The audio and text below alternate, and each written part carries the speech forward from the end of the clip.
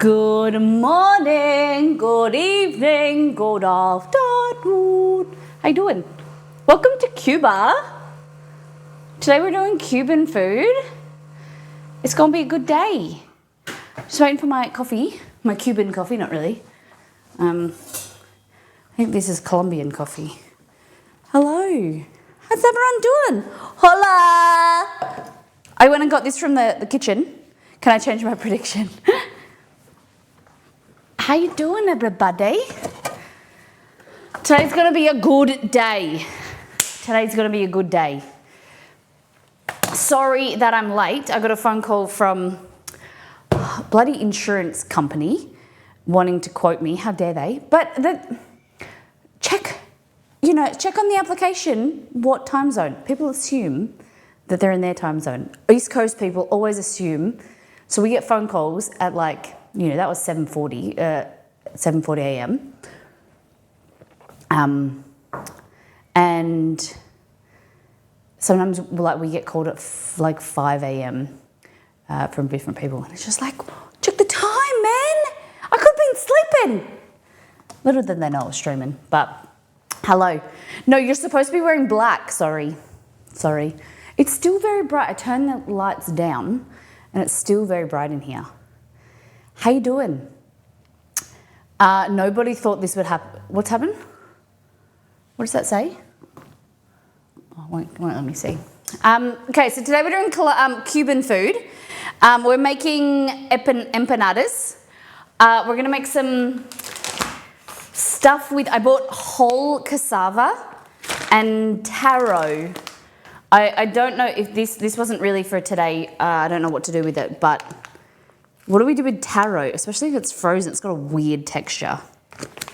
But the cassava we're gonna mash and make into buenolitos. I think that's what they're called. I don't have, my laptop's not on in front of me. They're kind of Cuban donuts. And then we're also gonna make some yuca fries out of them. So you're gonna slice them up. And if you like regular potato fries, cassava fries are so much better. They're crunchy. They're a little bit harder to get, but they are really, really yum. Hello, laptop?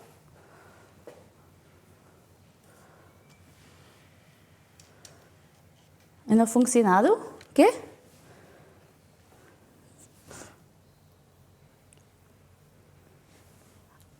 Open. Oh, no, it's turning on. Okay, before we continue, let's go back to what we did on the last stream. We made Indian breakfast. Oh my God, it was so good. We did a spiced yellow rice with cardamom, clove, turmeric, ginger, garlic. Oh, it was really nice. Then we made naan bread, which you can get from our site. We made cheesy naan, so we filled a pizza cheesy pocket of filled naan. It was really good. Then we did this Kerala style beef curry. No, it was a beef chicken curry, which a very different curry than we've had before. It was very deep, very rich. It only had a tiny bit of coconut milk in it, and it was full packed of flavour. Then we did our sauces. So that's a lime chutney that Nito sent, mango chutney, a lime pickle, Greek yogurt, and then we also made dosa as well. It was a very nice stream. Sunday night, Exceed and I were watching videos, and this guy was making Indian food, and we were like, oh, Indian food's so good. And we were discussing top 3 cuisines, and Indian for both of us is up there, just because there's so much variety and so much flavour. And then I was like, I haven't done the menu. Let's do Indian on Monday. And we did. So it was a lovely stream. Thank you for the bits and the new people in the form of follows. Yeah. All right, here we go. So,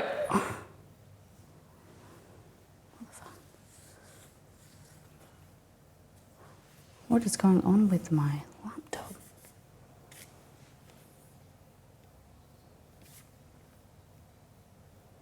Sorry, guys. Sorry. How's everyone's week been? But in the meantime, while waiting for my laptop to load, what the menu's going to be. So been a busy day. Yesterday, I been organising insurance, and public liability insurance is not something that I've ever got before, and trying to figure out, because it's food and the risk of allergens and things like that. I'm being particular what to look for, because I want to make sure we're covered in case anything happens. Obviously try and do my best with cross-contamination and things like that, and best practice with making food for the public, but it is something I've never done before, and I just want to have all the right insurances. And it's the same when you get house insurance in your house, when you get like personal insurance or whatever. You just want to make sure you're prepared for the unlikely, and trying to figure out who's trying to screw you, what compare if they're like for like with policies and things. It's all a bit up in the air. Sorry, not up in the air. It's all a little bit confusing, and it's all a little bit ugh. So Nita Burrito has been helping me, and been getting some advice from my mum, and seem to have some idea of where we're going to go. I didn't want to do it organise it ahead of time, because I didn't know when we would be ready to start producing.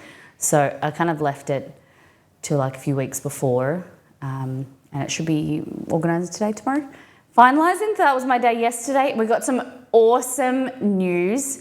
I don't think I'm going to tell you about it now, an announcement, but we've picked up some cool opportunities in the coming weeks to work on some sponsored content. Which is a little bit last minute, but we are gonna. It's gonna delay possibly the brownie stuff a little bit, but it's a really cool opportunity, and we're very, very excited, and know you guys are gonna love it. And it's gonna be a little bit of work, but there's also some cool stuff, and some also opportunities later on down the track with some brownie stuff, which is very, very cool. Before we continue, let's do a deep dive into Discord, show what the community has been cooking and eating. Tell me what you've been up to. How have you spent your week? Been good? Great?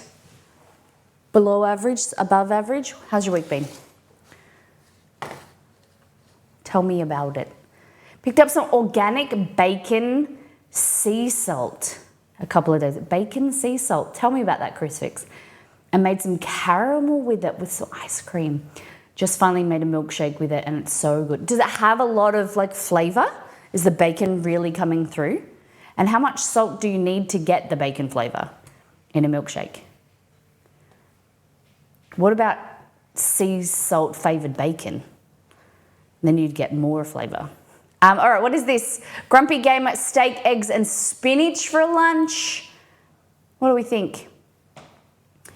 This is from Grumpy. This time we've got spinach underneath. Looks good. Nice. Yum. What kind of steak do you use, Grumpy? What's your go-to steak? Oh, yeah, bud. It was tasty, yeah? Guys, how was your week? I'm asking you a question. How was your week? What's been happening?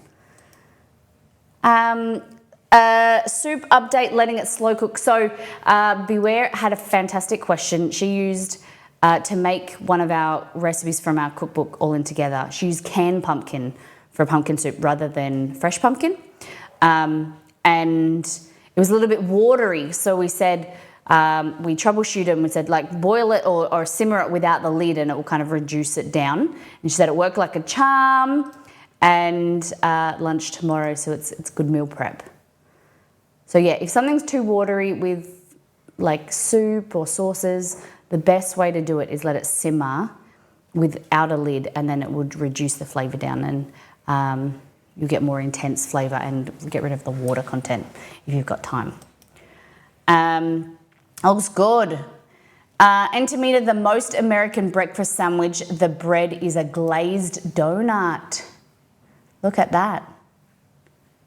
Yum. Looks very good. Very American. We were watching, has anyone seen Beard Meets Food? That's his name, Beard Meets Food. So he is a professional eater, you could say. I think that is the term, professional eater. So he has a YouTube channel where he goes around and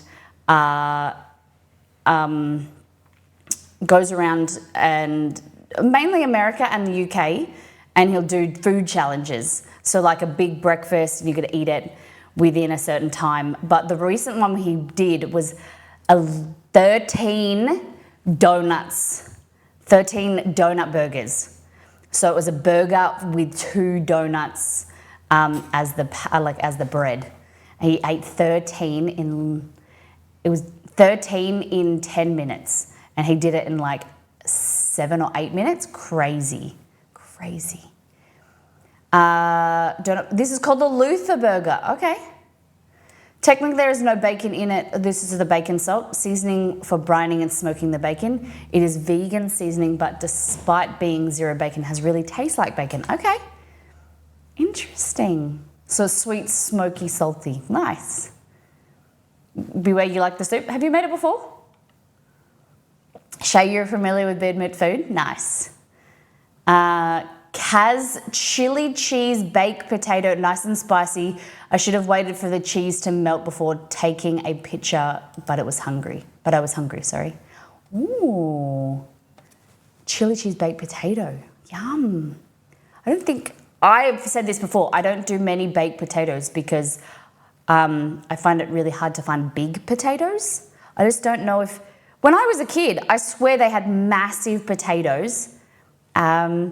And they're like as big as your head. And I feel like maybe it's like consumerism, you know, where their expectation of we want fruit and veggie quicker, that they don't let it like grow for long enough. I don't know, but are you the same? There's like no big potatoes anymore. Hey, Demokes, welcome in.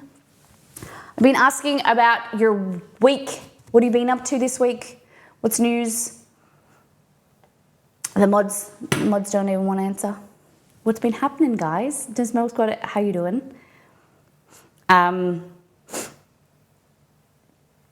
haven't, to be honest. I remember being better the first time around, so I also know I made different adjustments for the canned. It also is still good. Still looking forward to having the rest on standby in the freezer. Nice. I answered, you just missed it. Did I? Nothing interesting. Rosa, that's a lie. You moved offices.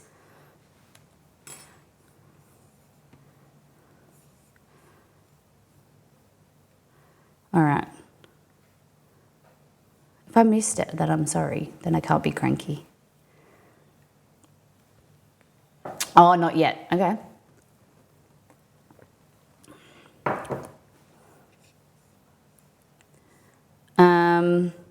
Cora has an ear infection. I did see this. I read it in my head. Cora has an ear infection, so there's been lots of juggling this week. Poor girl. She seems to have got the short end of the stick the last few months, hasn't she? Like with illness and the flu and now an ear infection. It must be so hard. Because you said that you had to use all of your leave when she was sick last time. Do you think that there's something like at daycare that's just like screwing our system? Ears and teeth at the same time. Oh, it's the worst. Been a stressful week so far, but we roll and move on. I hope it gets better. I hope there's some light at the end of the tunnel. The milk's going on. We can ease that pain, ease that stress just a little bit by you being here. We think she got a virus this time and turned out into infection. Yeah, but you know, all the swelling when your teeth are growing and moving, that swelling then impacts like your eustachian tubes. This is from what I remember at uni. Eustachian tubes. You know, when you get like sore teeth, you inflame like and your ears are so close. I remember, you know, it's either nose, ears, or mouth pain. Micah's on unplanned leave, so he could do the stay-at-home parent duties. Nice. Note to self, don't expect too much from a charcuterie board when you are under the influence. Cauliflower and cheese pies, toasted bread, fresh chippies, homemade spinach and cheese pasties, and a mug of gravy. I think that's, you got to do what you got to do sometimes. You're feeling a little bit under the weather. Nice. Delicious. Delicious. Beware. Thank you for 35 months. A button. Appreciate you. Thanks for being here. Thanks for being you. Do you know I found the video that you made for my 30th birthday? Because there was a whole file that Exceed created in our Google Drive to hide from me. And I was scrolling through and I thought, this is a weird, like something come up and it was like be aware or something and I clicked on it. And it was so sweet seeing some of the videos and hearing the voices again. I haven't actually watched the video in its entirety since, so I need to do that. It's a very nice pick-me-up for the people that went to the effort and recorded their voice or words or video as well. We're gonna try this. I bought this yesterday. Maybe Exceed will try it as well later. Freeze-dried cheese. Yesterday I was at a place called Spud Shed, which is kind of like a grocer. And they had this and I walked past it and I was like, nah, we have to try it. It's like $4.50. But I was like, it's something random. We'll probably never get it again. Probably might not see it for ever. So I'm gonna try it and see what I think. Beware said she's had something similar, that she liked it. So we're gonna have a go. Freeze-dried cheese. I was telling Exceed and he was like, isn't that just like the crispy stuff, like when you freeze dry it? And I'm like, yeah, imagine like a block of, kind of like a Malteser or like a Whopper, but cheese. Freeze-dried cheese is good. Okay. Gonna be making ricotta from scratch. Nice. Whoa, that's good. I love ricotta. So moon cheese. That's what I said to Exceed. I actually said, he was like, what does like freeze dry it? I'm like astronaut cheese, like astronaut food. They freeze dry it. I've had freeze dried ice cream before. Have you ever had that? They called it astronaut ice cream, I think, when we went to the Science Museum. HelloFresh blackened chicken penne. I always get confused by the term blackened because the seasoning isn't black. And that looks nothing like a blackened dish, does it? Looks delicious. Yum. Are they bell peppers or capsicum? And spring onion or scallion on top? Looks good. Yum. How would you rate it? Would you make it again? Then again, it's cheese, so you can't really go wrong. This is true. I love astronaut ice cream. Always buy it when I find it. Yes, it's gimmicky, but I love it. I've had it once when I was in Chicago.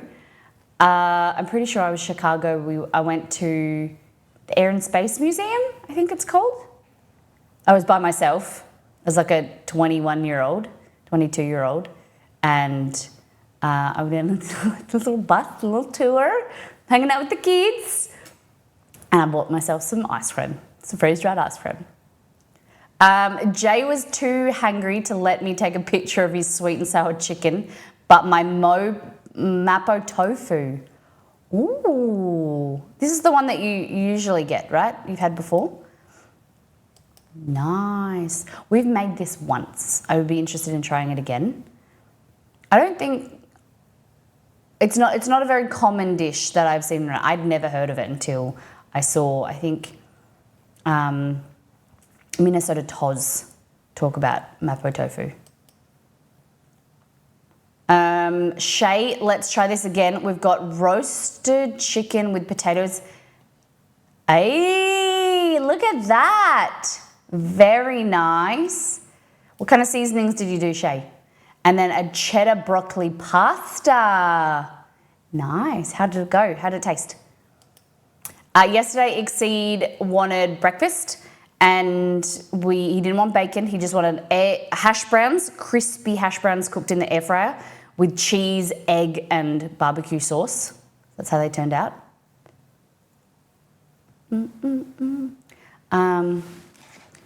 I want to make my own mozzarella. Going to give it a go soon. Ricotta homemade is easy. We can make ricotta together if you want. Sorry, not ricotta, mozzarella. I really like making it. It's a bit of fun. It's a little bit tricky, but we can make it together. My second time making it, I'm going to get rennet powder and get some different cheeses. Make some different cheeses. Nice. My other is General Tso's tofu. Yeah, okay. I think that was the one I was thinking of. All right.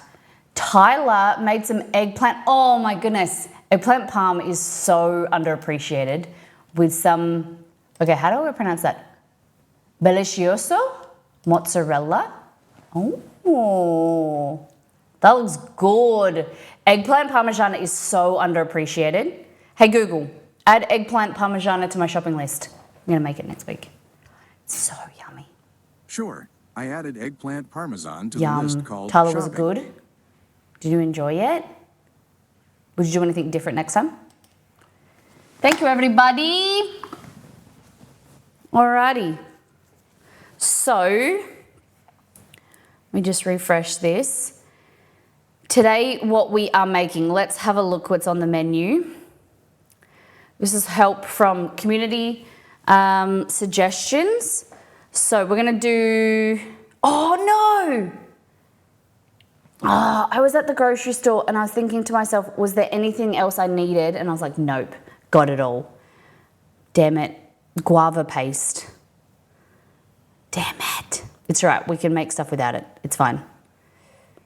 Okay, so we're gonna make croquettes, ham croquettes. We're gonna do this, damn it. That's guava as well, Molly. I was at the grocery store yesterday.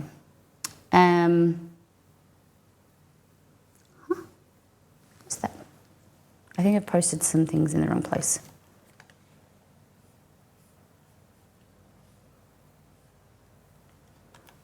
Okay, hold on. So we're gonna do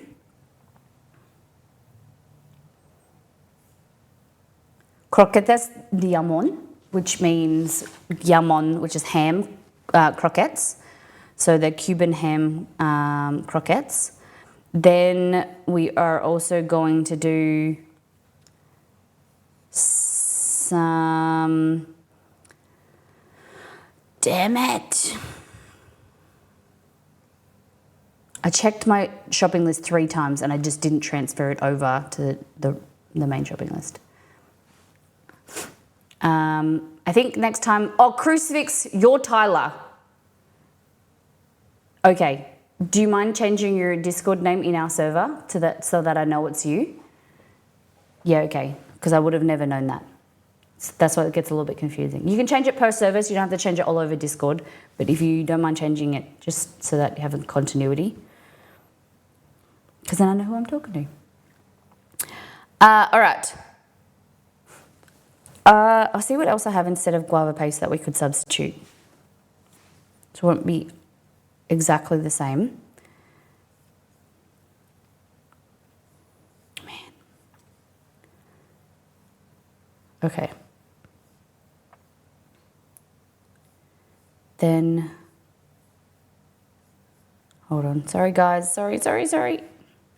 I thought I was so organised. I just had so many spinning plates around that I have lost track of things. And okay, ham croquettes, which are from Sassy Spoon, that Liz's idea. Then we're going to do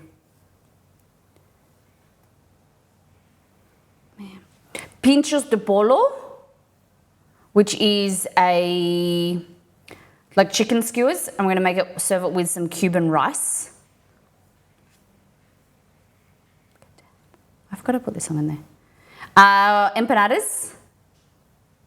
So we're going to use the chicken that we make for the skewers, and I thought we could put that in empanadas, which would be nice.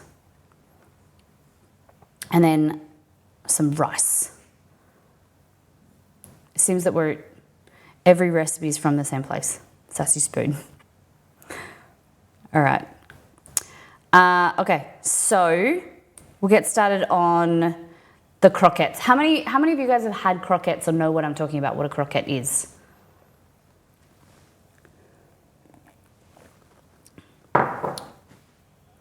So, hey Google, what is a croquette? On the website Merriam-Webster.com, they say, croquette croquette, an ornament usually in the form of curved and bent foliage used on the edge of a gable or spire. What?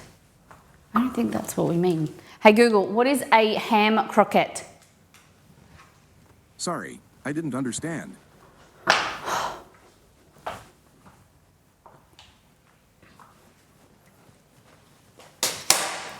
Hey Google, what is a croquette?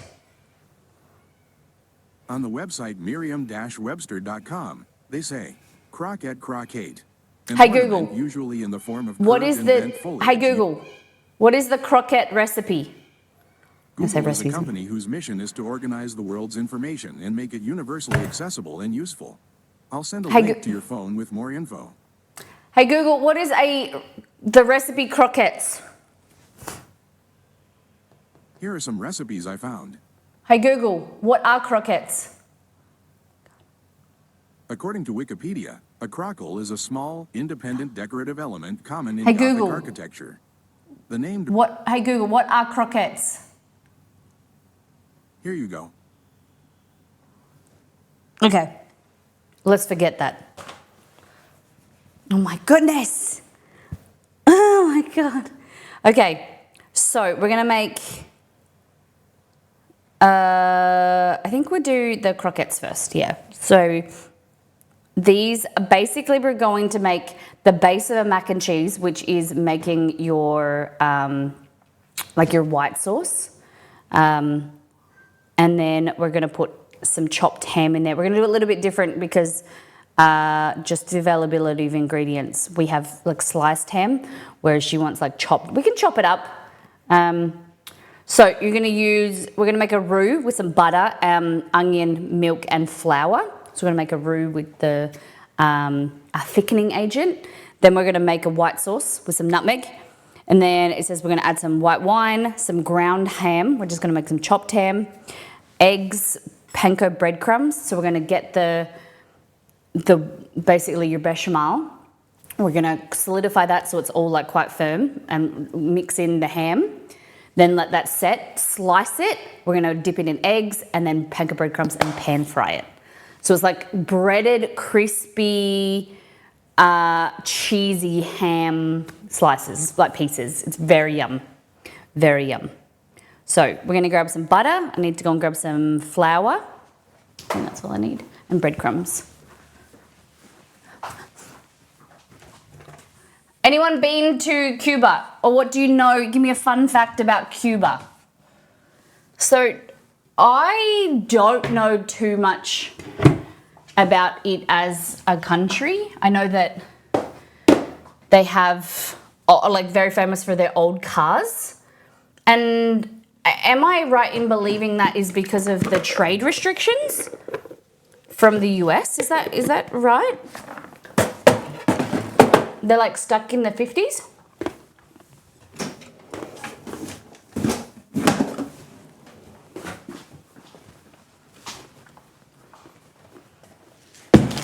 All right, flour, breadcrumbs.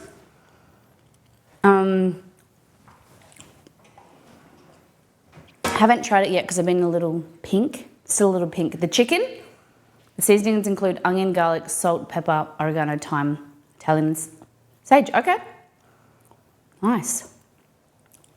Don't regret stuffing myself on mapo tofu. I do regret telling Jay I would bake him something after dinner. Oh, because we don't have any sweets. No. Cuba has one of the biggest car scenes on the planet. Okay, tell me a bit about that. Scenes on the planet. Okay, tell me a bit about that. Oh, hello. It's a bit loud. I had a trip booked to Cuba. I missed all this chat. My chat hasn't been refreshed. Okay. This is the really annoying thing is that I'm missing chat because it doesn't come up on our screen, but then I've got my laptop and it's here. So Hell's Bells and Crucifix have had croquettes. I have had Japanese croquettes. I think they're similar. Italian croquettes, are they the same? Hey Google, what's the difference between a Cuban and an Italian croquette? Potato croquettes a lot? I don't understand. We have a sandwich named after them, a Cubano, yes. I had a trip booked to Cuba when Trump got elected and closed the option to go. Still never been reopened unless you have special permissions. I didn't know that. Really? From what I heard,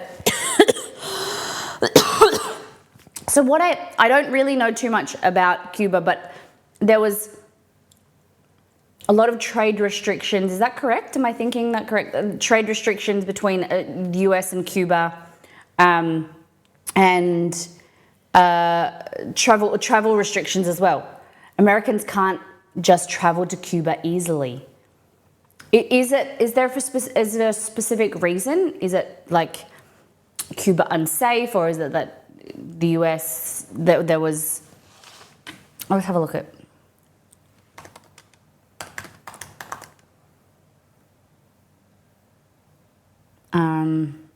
Cuba history summary. Cuba's original inhabitants were from the Siboney and the Guanahabatani people 1,000 years ago.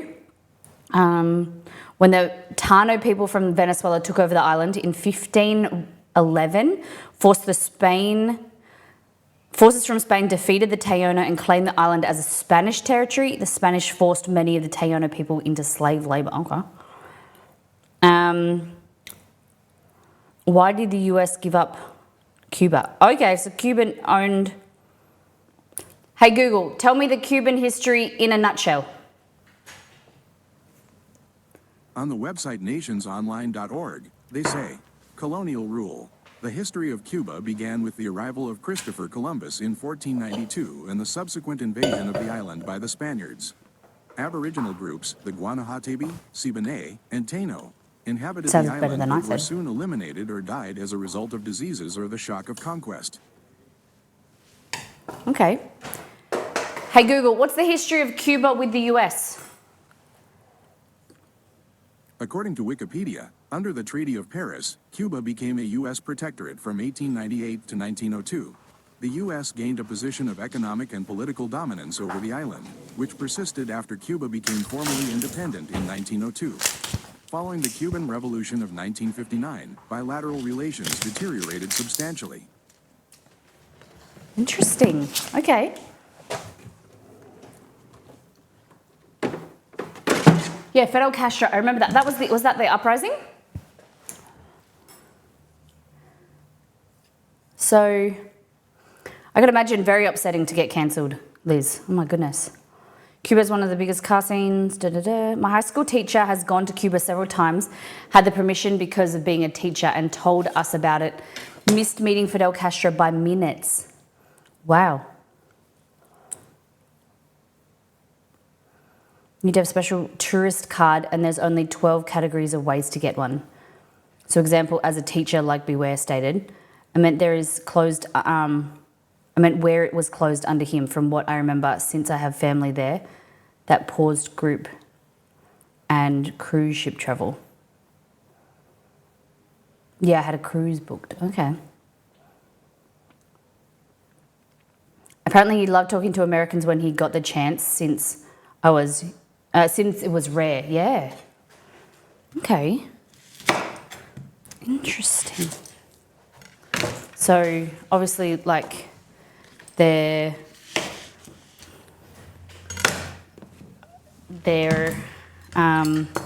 talks and everything broke down, and the US wasn't too happy with them, and trade restrictions and stuff. Hey, Cuba got lost in the past because of the trade embargo. Yeah, so they couldn't get parts from the US. So by sheer will, they became self-sufficient and started. Good on them.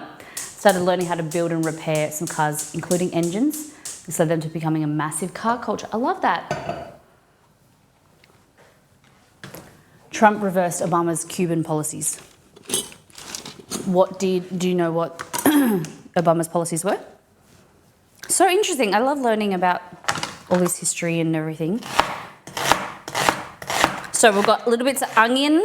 Here is going to be, we're going to finely dice half an onion. And that's going to be, with the butter, is going to be the base of our bechamel sauce. So just stacking.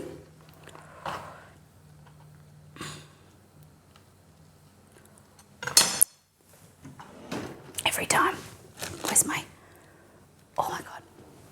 I'm going to put that there to put stuff on it. Oh my goodness. Where's my onion chopping glasses? Hey Jess. Obama given opening up Cuba again after all this. Oh, so unfortunate that it gets overturned like that.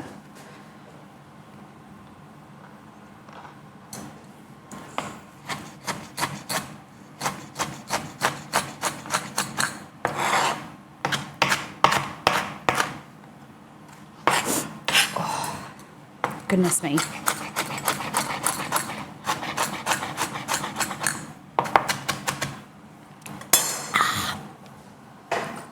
Oh yeah, should have.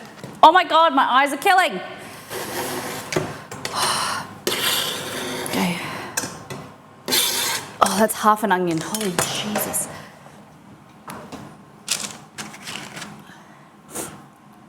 It does. I got those photos, yeah. Oh.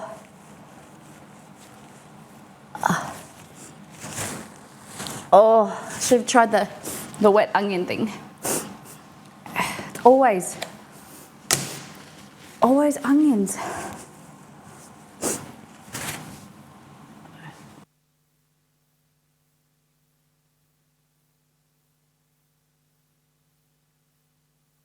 Oh my goodness. Oh, sorry about that. Okay, when we talk to Exceed the next time, if he comes out, remind me to do the cheese thing. Okay? The deep fried cheese. The freeze-dried cheese. Okay. So, now we need flour, croquettes, we need some milk, flour, nutmeg, with a little bit of wine. Not deep fried cheese, that would be good. I'm talking about freeze-dried cheese. What do you think of that, Marbles?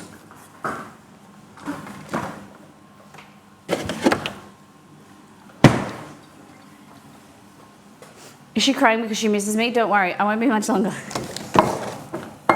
Freeze-dried cheese would be a no for me. Hey, you don't knock it until you try it.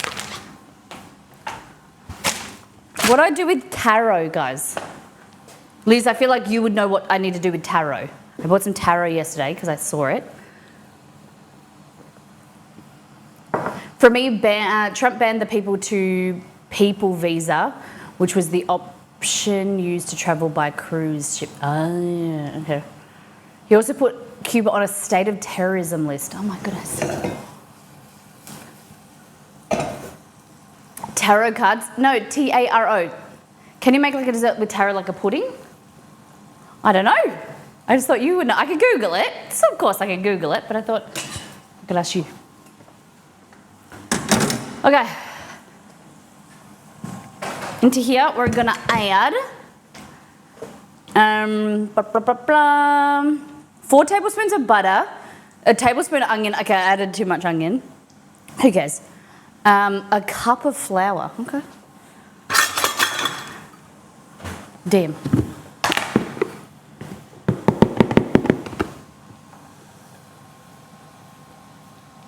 A cup of, what the heck? That's a lot of flour, dog. 1 cup of flour divided. Okay. That makes sense. So, saucepan leader, added onion, whisk in the milk, 1/3 of a cup of flour. Okay, that makes sense. And it wants me to whisk it. You wanting to make taro sweet or savoury? Sweet? Sweet, I think. I don't know. I've never had it before. Taro fries. So we're going to do yucca fries, which is cassava fries. I've never heard of taro fries before. Okay.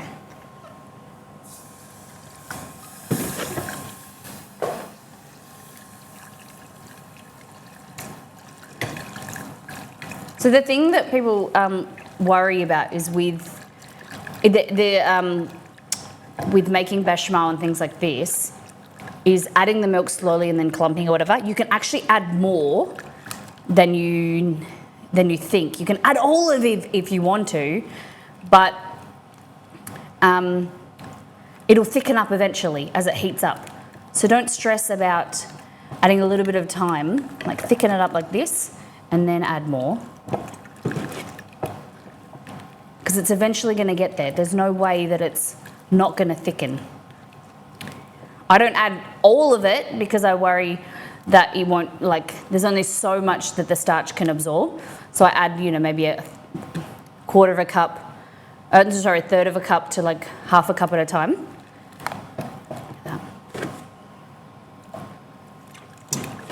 Like that. And we're going to get this really thick, like really thick. Have you heard of poi? No. A lot of people get taro and ube confused. So I know that ube is purple, correct? I was thinking about this when I was driving home from the grocery store. Ube is purple. Okay, how much? 1 cup of milk. Okay. Comes very thick sauce, roux, cooking wine, and ham. Okay, to the sauce. Okay.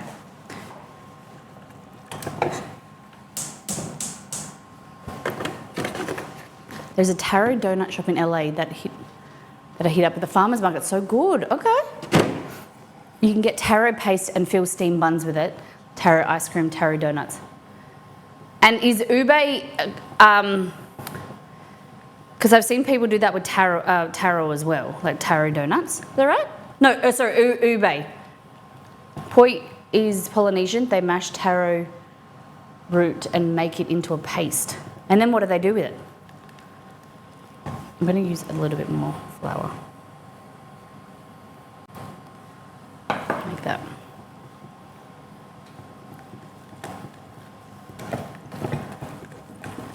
Nice.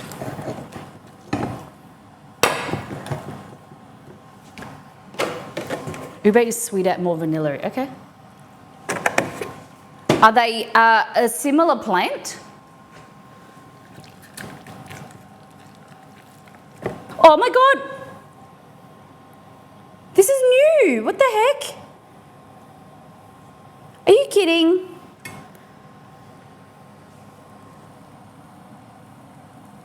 Are you kidding? Oh my God. I reckon I can put like super glue in there. The screws, 2 screws have come out. Bloody hell, this is my favourite whisk.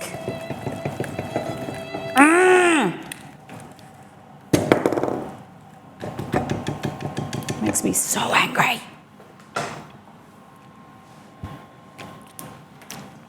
Doesn't really taste like anything. Add salt, and then we're gonna add ham. That is so annoying. Ube is from the Philippines, taro is from, okay.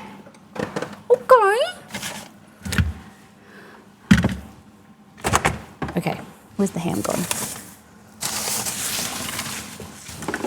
Hello, Chester. So ham, we're just gonna slice it quite small.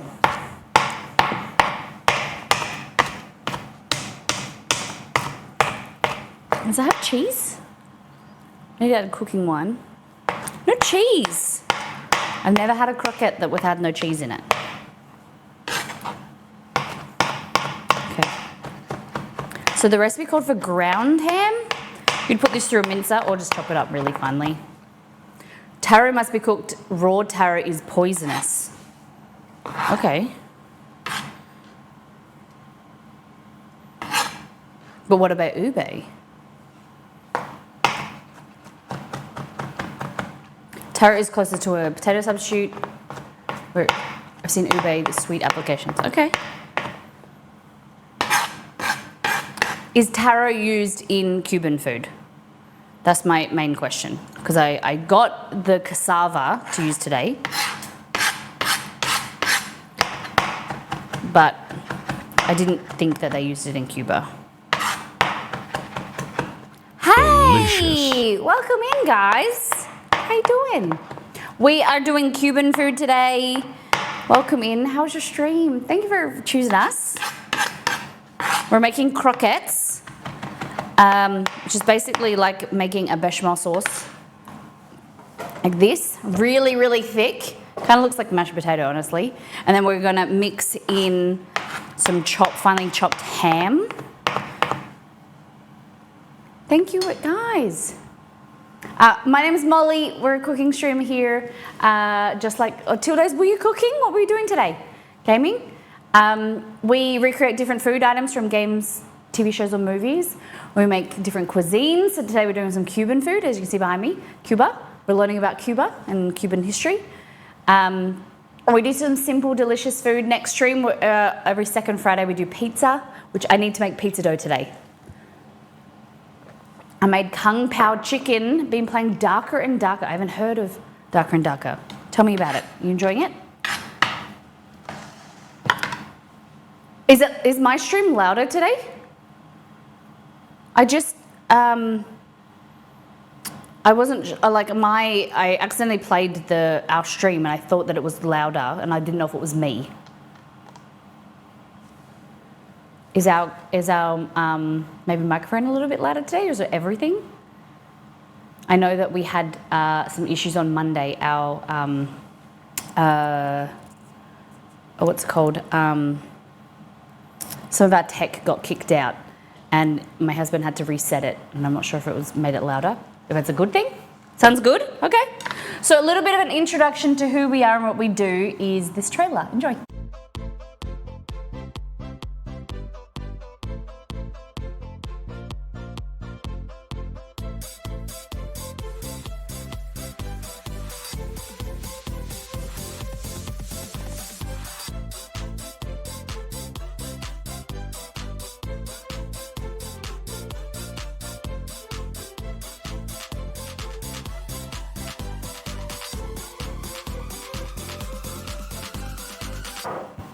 All right, bring this over here. Got pot holder by Beware. My, what's the word? High fashion pot holder. I like the color. All right. This is ham, croquettes. So you want it to be thick, because when it cools, it's going to thicken even more, but then we want it to be like a paste. Well, not even a paste, like you want it to be cut, like sliceable. Okay? So that then we can deep fry it and it stays together. Like that. It is a really good red. A little bit of white wine, because I forgot to add this later. Trying to mess with my volume to mess with you. Push. Oh yeah. Turn your volume up, Till. Well, thank you for bringing us. Thank you for bringing your community over, guys. If you don't know Till Days, lovely streamer that does a lot of variety, gaming, cooking, lovely human. Go and check her out. And if you are new here, come and hit the follow button. Move this over here. Okay. The flavour is very simple. So it does say I'm going to add some nutmeg. It does say to add nutmeg, so I'm going to add some fresh nutmeg so that we can increase, compared to ground nutmeg, this just gives a bit more pungency.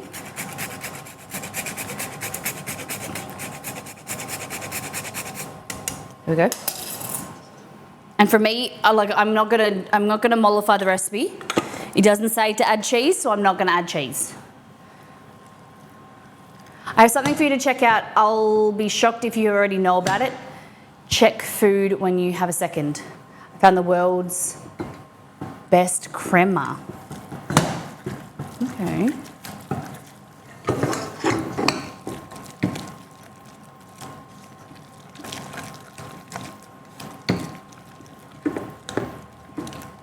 Okay, have a taste.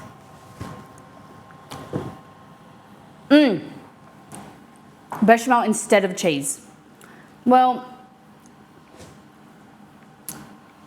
so normal croquettes, other ones that I've had, maybe Italian version, are you have a bechamel with cheese to make it more of a mornay, like a heavy mornay. But it tastes better now with the wine and the cheese. Sorry, not the cheese. The white cheese on my mind. The wine and the nutmeg. More flavorful. It's quite nice. Okay, so we're gonna take that off the heat. We're gonna put it into a bowl or a square tin. If you want to go square or rectangle even, it'll hold the shape so you can slice it easier. I only really had Cuban croquettes, or at least had the most of. Okay. Not mollifying. Are we feeling okay? We're okay. We're trying to do the right thing. Trying to do the appropriate thing and not mollify the recipes. We're learning about different cuisines. Okay.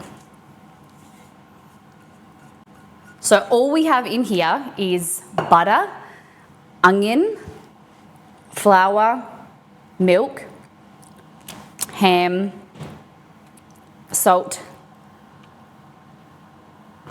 nutmeg, and let's just say ham. Yeah. All that's in there. It lists off like 13 different ingredients.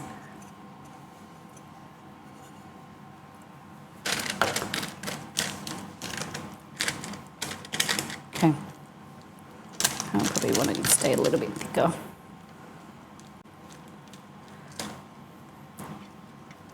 There we go. Kind of spread it out. We can slice it or we can pick up and then roll it into kind of like a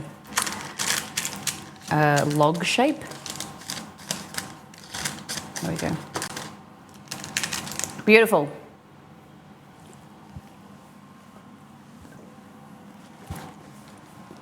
We're making croquettes.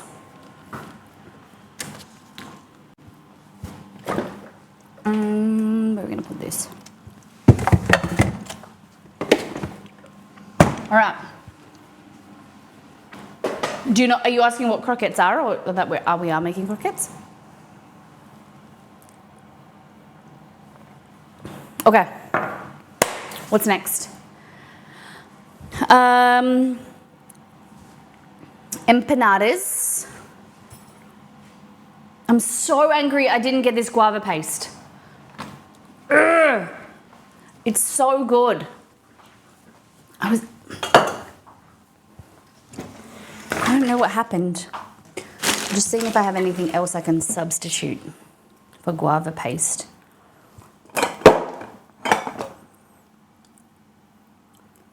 Goiabada. I was at the bloody store and I was like, oh, I feel like I'm missing something.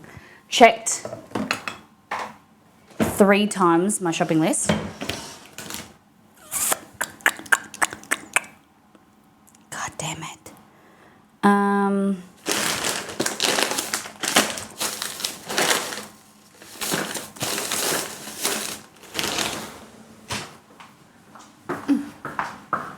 I love guava paste. So me too.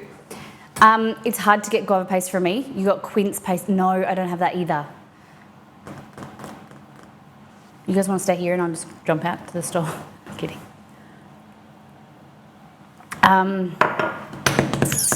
So we're not going to do, instead of guava paste, I might use plum jam just for making this sauce. So we're going to make pinchos de pollo, which is Cuban style chicken skewers. It isn't going to be ideal, but guava paste pizza Friday. Hey Google, add guava paste to my shopping list. God damn it. Okay. All right, I added guava paste to the list called shopping. Croquettes. How many of you like empanadas? I've had empanadas, but I've never had Cuban empanadas. So this is the flavors of a dish called abuela's arroz con... I say arroz. So that's how you say it in Portuguese. Arroz. How do you say it in Spanish? Arroz con pollo.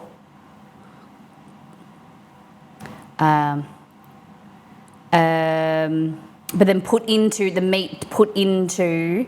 empanadas. So wrapped in pastry. So we're gonna make them. We'll make the chicken dish, and then we're gonna turn that into empanadas. So the things we're gonna need are empanada dough. We'll probably have to make that first, and then we're gonna use some chicken. I'm gonna live off empanadas. Okay. Chicken.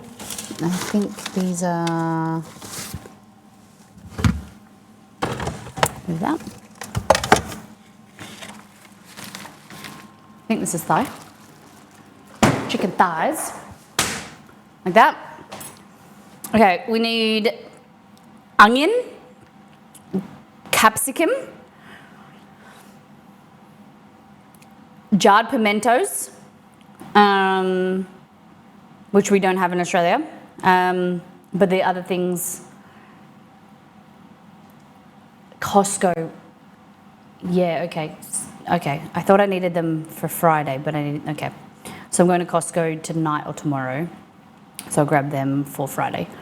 Tomato sauce, cumin, oregano, so it says olives as well, but I think for egg seed I'll leave them out. Okay.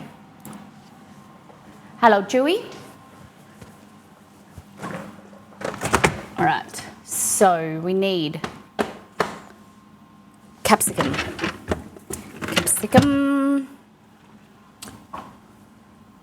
tomato here,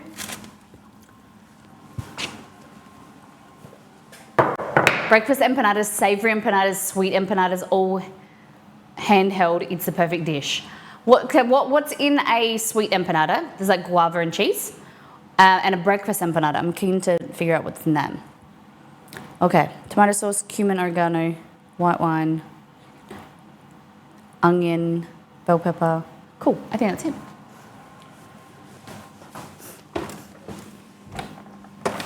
Oh, I got olives here. I don't know if I want to use them. They will kill me. All right.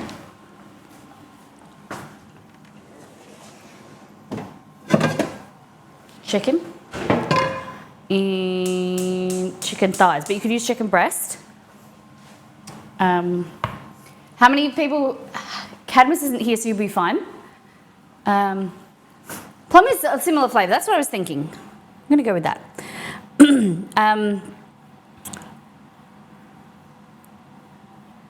Just leave us mods in charge of keeping everyone entertained. What could go wrong? That's it. Do you know how much pistachio cream you buy? When I buy out pistachio paste, that's how much you buy for quince paste? Okay. Well, speaking of that, I did notice that our local Costco has, because we buy the pistachio cream and that sells out really quickly. There's a hazelnut spread and a chocolate spread that have come out, and I want to buy some of that before they sell out. So I think I might go today. Take Amy. I think Amy might come down. My friend Amy. You guys have met Amy. Oh, Silver Bullet. So she's going to come down and we go to Costco and get some of that. Because I was meant to go tomorrow, but Mr. Chewy, he has his vet appointment and it's 11 months. It's 11 and a half months actually, since he came home and extra time with us, and he's doing very well. Okay, I'm in here because I want an onion. I'm gonna use red onion because I like the flavour better. I get stressed because coming up to summer, there's a part of me that worries that dogs with this condition, heat exacerbates it, and now we're going into summer, he's going to get worse and he's going to start to deteriorate, and I'm really stressed about that. And his behaviour, like, you know, things that I'm just trying to get out of my own head and think about him getting worse rather than appreciating the time that we have. And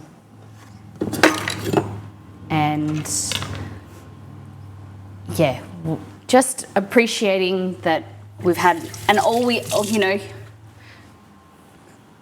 11 months ago, all we wanted was more time. And we've had so much of it. And, you know, you want more. Obviously, you always want more, but it's just a little bit scary.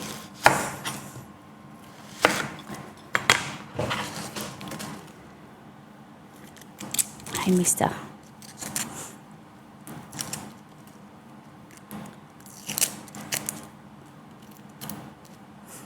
Oh, excuse me. It's the onions making me cry. We're going to try the wet chopping board thing. Okay. Olive oil in here.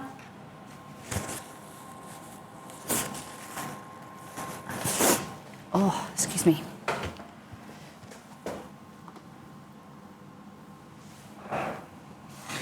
That there. So the trick is get like we're seeing if this actually works, okay? Some paper towel, and you kind of want to like wet the chopping board a little bit, and then just put this wet paper towel next to that, and then we'll see if this helps.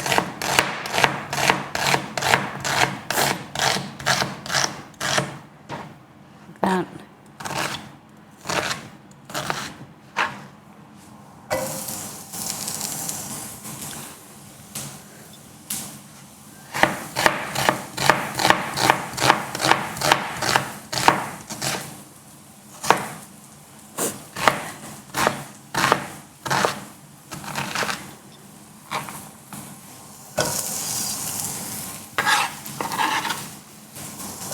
There we go. Excuse me.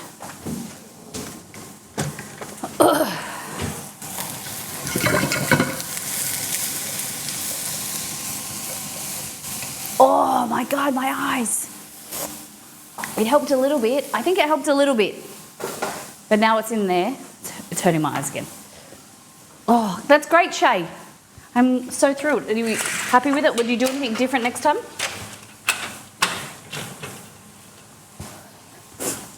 That's it. Good boy.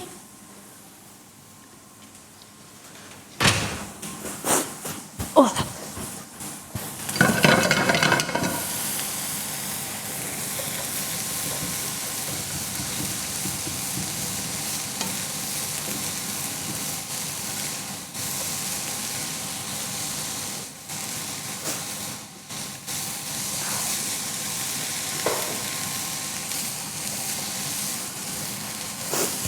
Oh.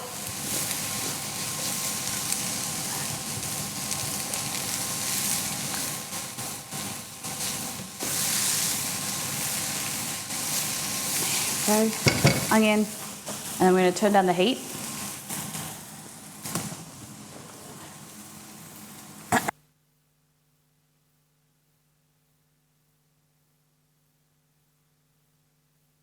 Okay, then here, capsicum, bell pepper, like that. Beautiful.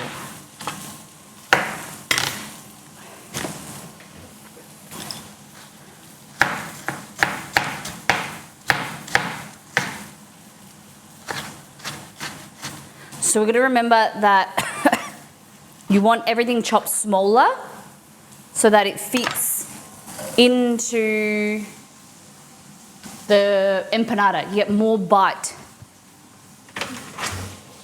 Come on. Good boy. Come inside. Going. Good Good job. Good job. You want to bite into a huge piece of chicken?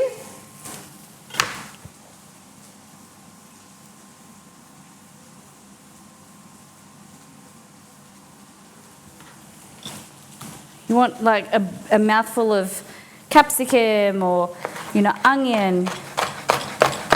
Flavour goes further. You guys could change anything? Not the chicken, but I would change the side. I didn't like the potatoes. Okay. What didn't you like about them? Like how they were done or how you serve them?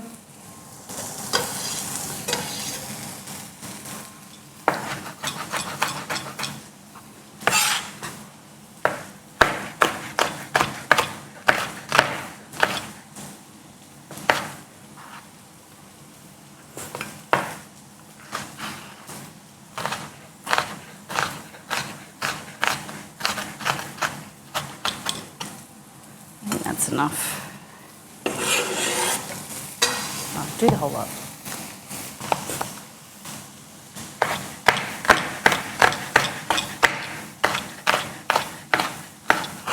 Do you like capsicum, Chess? Nope. You don't like it. Hey, Raji. How you doing? Raji, have you ever had empanadas?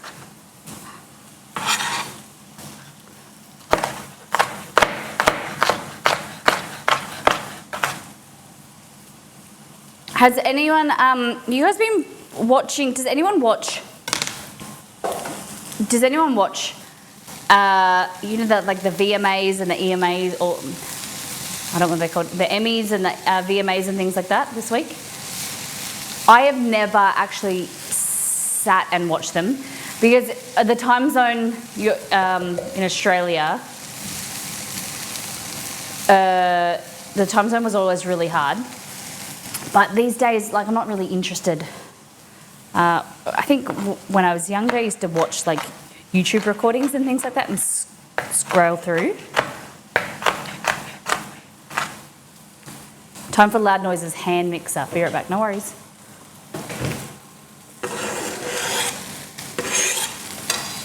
Are you guys interested in anything? Saw some? Was anything surprising? Yes, they have. I don't know how different they are from country to country, but mine are Okay. You had them when you were in Mexico.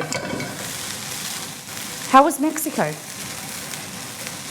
Okay, so peppers, onion, salt, cumin. Then we need... Okay, I'm gonna... I don't know how you guys feel. I'm a bit nervous about this. I don't think the show The Bear is very good. And I don't... I just saw especially the last season. I thought the first season was good, but the last season was not very good. And I saw a headline saying that like The Bear cleaned up. They did really well.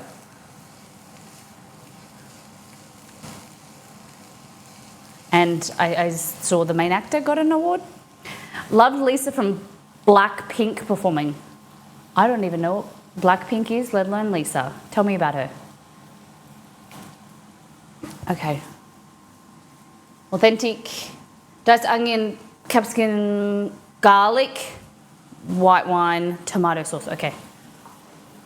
I'm thinking that it says tomato sauce. It means like ground tomatoes, not tomato ketchup. Americans call tomato sauce what we call like passata. Megan Thee Stallion's performance too. Okay.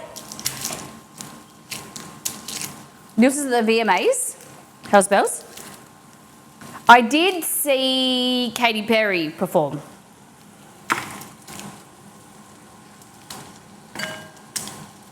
When she was, VMAs.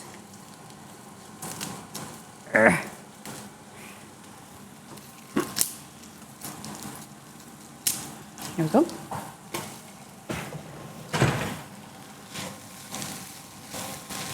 Garlic.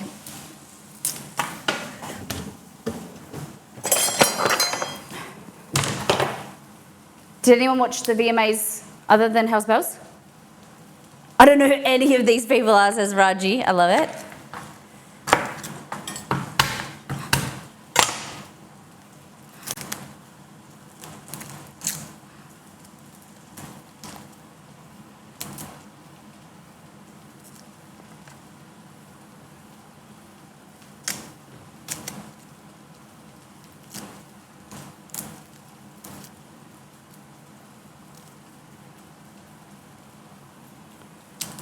Famous girl. Okay, Blackpink. Okay, that's the. Okay, now I think I remember. K-pop group. And. Oh, they're all going solo. Okay. So they just Lisa. Does she go by any like last name or anything? She's just Lisa. You have heard the music on the Aussie radio. Okay. Probably.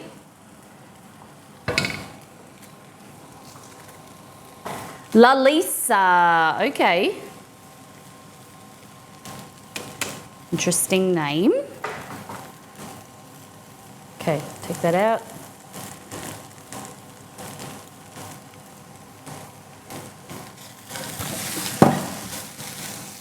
Garlic. Smells good. Okay, take that off. I'm going to add white wine and tomato paste, tomato sauce. That. And then where did I put the wine? Hey Google, add white wine to my shopping list. Cook that off. Some oregano. So they performed at the VMAs or got a lot of awards. I think performed, Raji. I think performed.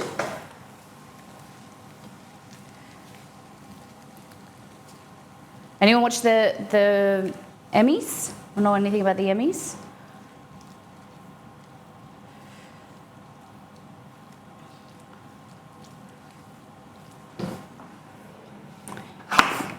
Ooh.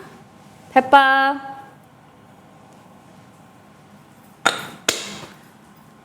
You're getting a new dog? What type of dog? The three I mentioned watch performances. Nice. Lalisa, her ethnicity is Thai, even though it's a Korean girl. Oh, okay. That's intriguing. Okay. Oh, that is delicious. The Cubans know what they're doing. Okay. Chicken thigh. Chester's keen. And we're going to dice this into really small pieces. So this is 4 chicken thighs. And why small? Have you been paying attention? Why are we chopping small? You two can't have chicken anymore.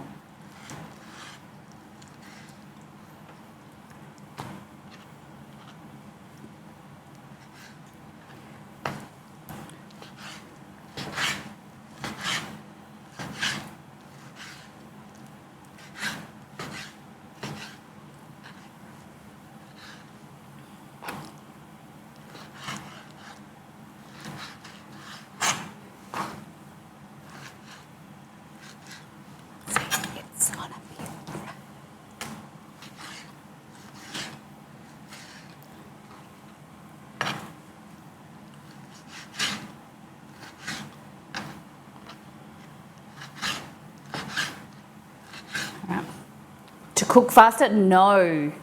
It does cook faster, but there was something I mentioned before in stream about why I'm chopping everything smaller and why I want the ingredients smaller.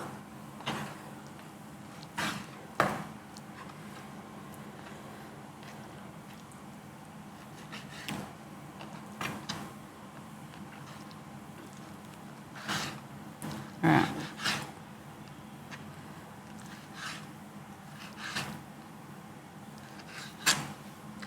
Okay. More flavour? No. No. Well, it is more flavour that you can bite into. So when the empanada, you want it to be able to fit into your mouth when you bite in. You want a bit of chicken, you want a bit of capsicum. Is that what you meant?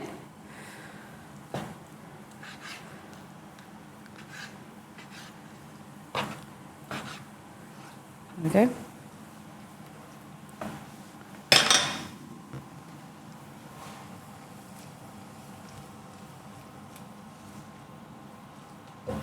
Ooh, ooh, ooh.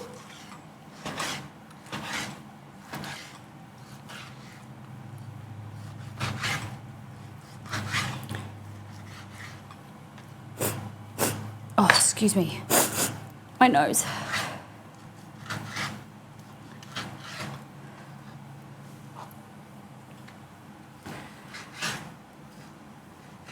Oh, I totally forgot what Exceed and I did last night that I didn't tell you.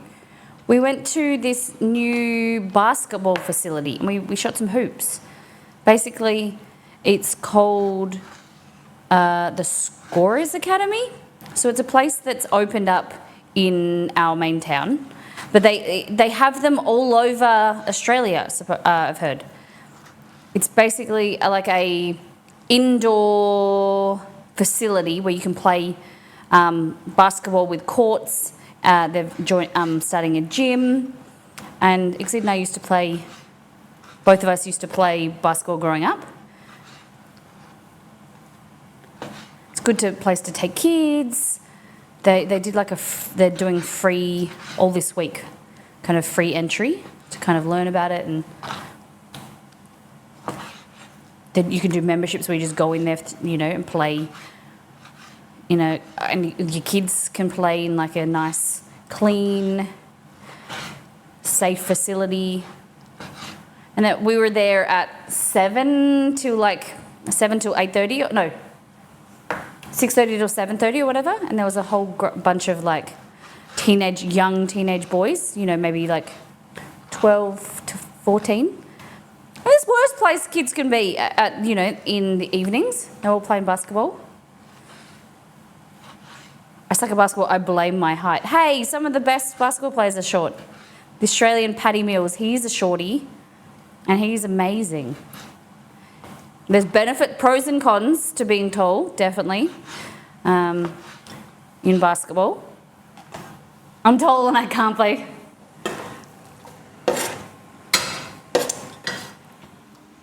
Okay, put this dirty chopping board. I'm interested. I never knew that in only the recent years that, because I never really thought about it, that basketball was invented in the US. I never knew. Obviously, I never thought to think about it. Where do sports come from? Whatever. I think it's one of those things you just kind of, it's always been there. How many of you guys grew up playing a sport, and what was it? Was it, for me, it was netball, basketball. But netball isn't internationally as well known, I don't think. Peach baskets. John Stockton was 6'1".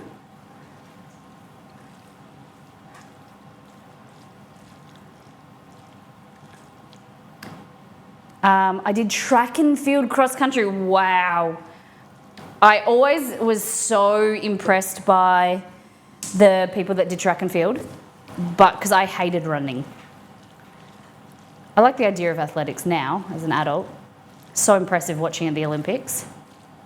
And I probably would come and get my kids into little athletics. Pole vault was, there's so many sports that weren't open to us because of the equipment and things. High jump. My dad was telling me that when he was young, they used to do high jump and then land in the sand. How much it's changed, hasn't it? Where did you hear that? I played softball growing up, and that's not really short. Not really that short me, because I'm only 5'1". I'm 6'4", so I was forced to play basketball, but I hated being indoors, so I did soccer and tennis. So yeah, I played soccer as well. Tennis. Cool. Any of the sports that you still play or still enjoy, Raji? 6'4", damn. I am 5'5". And we went yesterday and I didn't realise, I think that the basketball has changed. It feels taller than the hoop height feels taller. Even Exceed was saying that he thinks it is, like the regulation has increased. Felt so tall compared to us last night. Like, well, maybe we were just playing on, playing on shorter, like lower nets. Okay, this looks good. Just wait for the chicken to cook and then we'll have a taste. But look at that.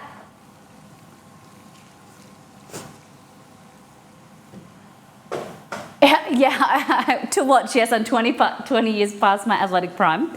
Hey, it's a slow taper. 20 years, you're still good to play. You don't have to be in your prime. Hello, Babaloo.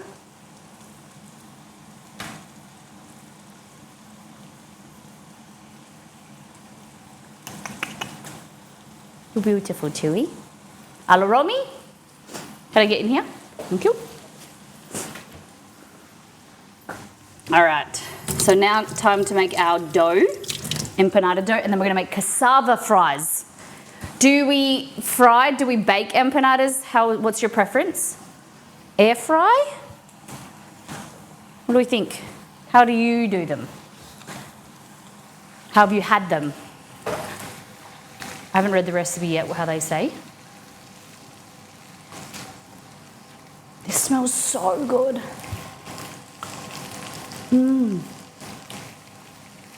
I think I've had empanadas like this before.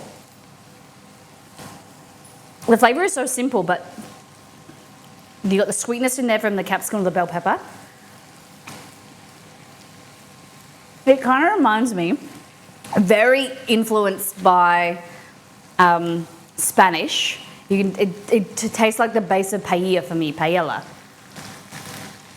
With the cumin, there's no paprika in there, but cumin, tomato, oregano. It smells so good. Yeah, that to me tastes like that could just have rice in it. It'd be paella.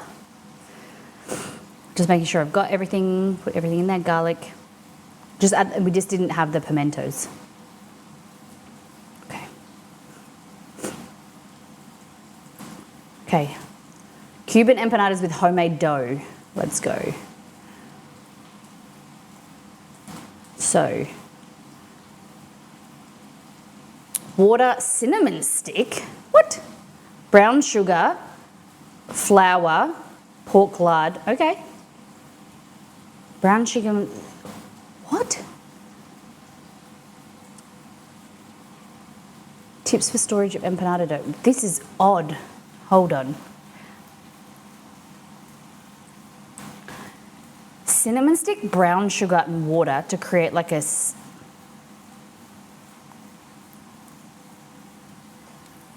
very strange. Okay, so in a bowl, add the flour, lard and salt. Add the cooled cinnamon syrup. Mix with a fork. I don't get that.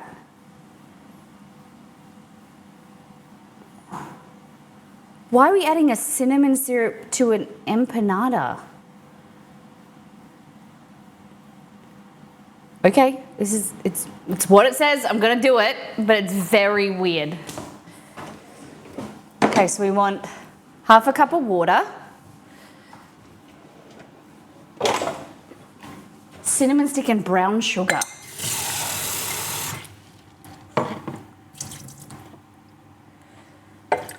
Okay, just gonna grab some brown sugar.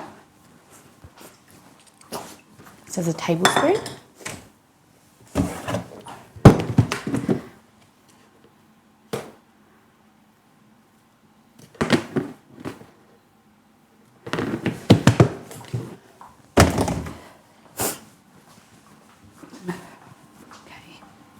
A swirl.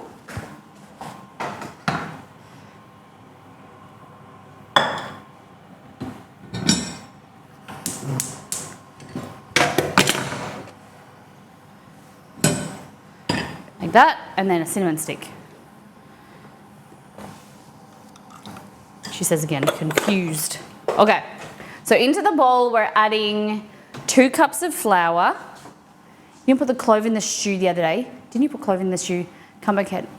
I did put clove in the stew, yep.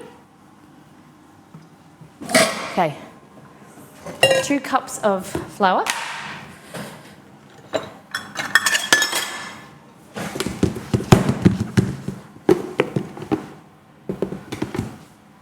Half a cup.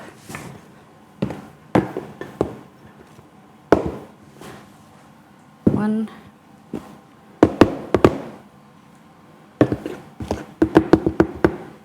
2.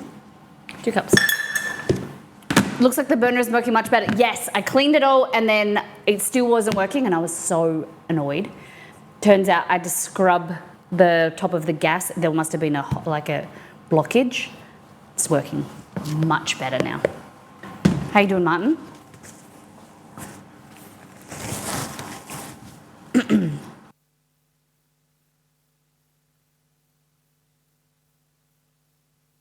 Okay, so 2 tablespoons of pork lard and some salt. Interesting, okay. Wow, glad cleaning was, oh, me too. I was a bit stressed thinking, oh my gosh, what is gonna happen?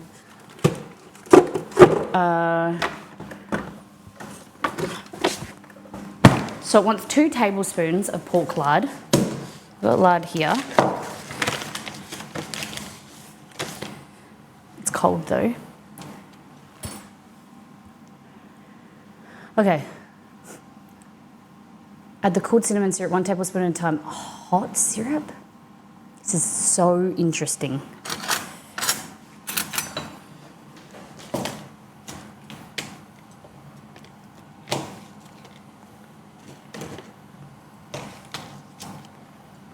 Go with that. Pork lard. We're making empanada dough. Okay, so saucepan, bring to the boil, remove from the heat and transfer to a measuring cup and cool. Oh, so it's, okay. So now I've got to cool it.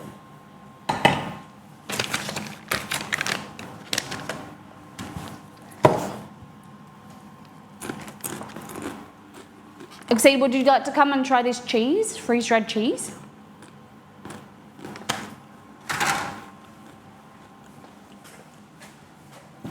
Okay.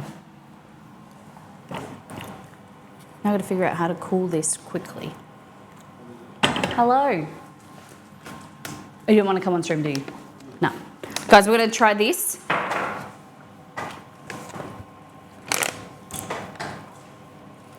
Freeze-dried cheese, tasty cheese.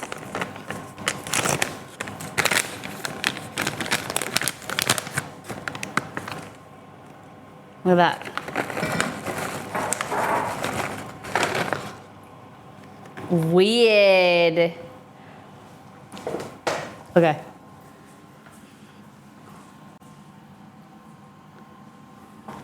So the texture is, it's a lot of it. Okay, the texture's like this. It just looks like cheese. It's like really hard. What in the world is freeze-dried? That's what I thought. Dry. It's, yeah? It tastes like the cheese you get in like a little snack or like a kid. Oh, it's very strong. It tastes like, it doesn't have like that crunchy texture. It's kind of like really pressurized cheese. What did you say? It tastes like the cheese you get in a little snack. Yeah, like the long life cheese, you know, like the kids dip or whatever. Like a, you know, like a cheese dip, like you're saying? That's not what I'm saying. But that's fine. You just said a cheese, like a cheese kid snack. It's pretty good. It like crumbles in your mouth.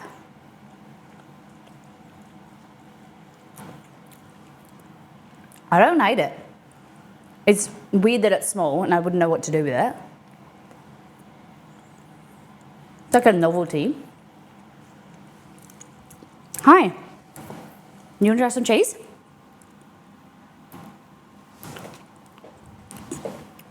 He doesn't know what to do with it.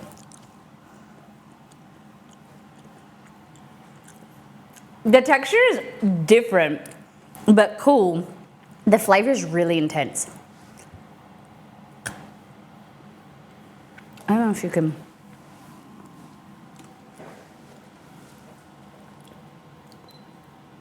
Oh. Can you see that? It's so small.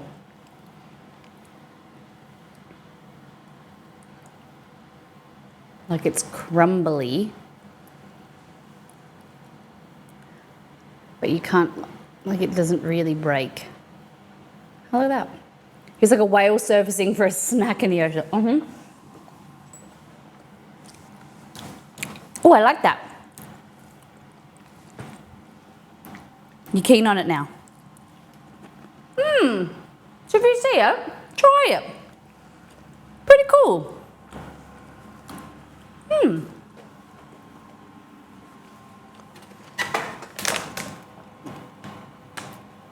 There was tasty cheddar and there was something else. There was another variety.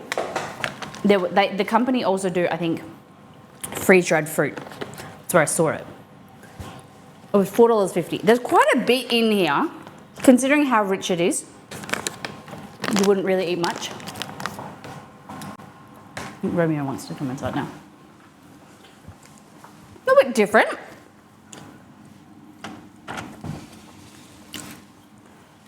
Come on. I think it would be good on a salad. It's surprisingly Moorish. Okay. What is the best way to cool this weird liquid? I don't want to dilute it. Maybe ice bath. Top of a tomato soup. Ooh, that sounds good.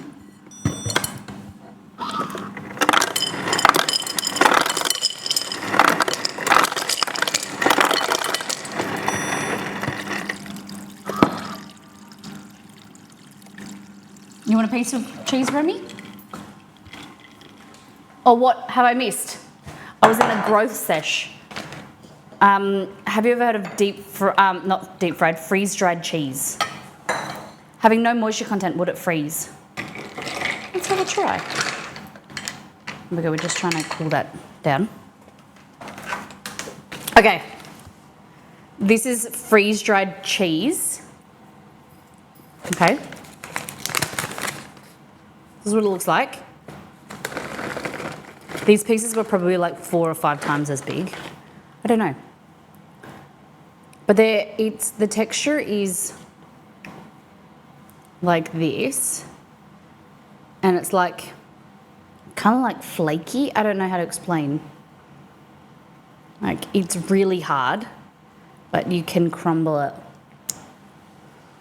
It's actually really good. The texture is really cool. Is that more crunchy than... I actually really like it. It's like very umami. Like, it's like Parmesan umami, that intense flavour. We're discussing if it could melt. I'm still grossed out by the whole idea of freeze-dried cheese. I get it. Let's go here.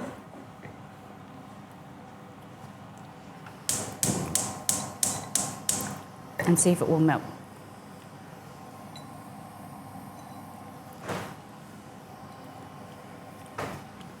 I'm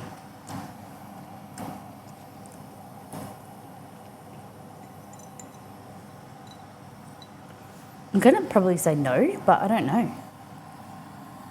What do we think? Oh, I'd say it would burn. Well, cheese has been aged a really long time, it crystallizes and gets a little crunchy. Amazing, yeah. Like Parmesan, good quality Parmesan should get crystallized and Doesn't look like anything's happening.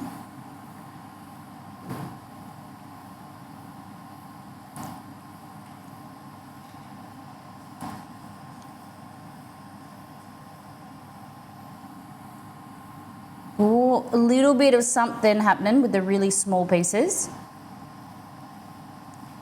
Like the fat, like it looks like it's like kind of like frying.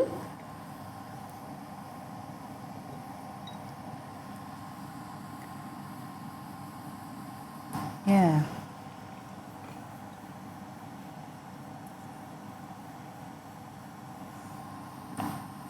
I wouldn't say it's melting. I'd say like there's little bits here, really, really small bits that are like frying themselves and turning brown, but not melting. Yeah, they're burning. Yeah, nah. Going oily and frying. This is already cool, look at that. Really quick and easy way. Get out of this gross cheese, Grumpy Gamer's gross cheese. Look at that, so it's an ice bath filled with water. Also water and some ice, and then cooled this down. Amazing. In a fraction of the time.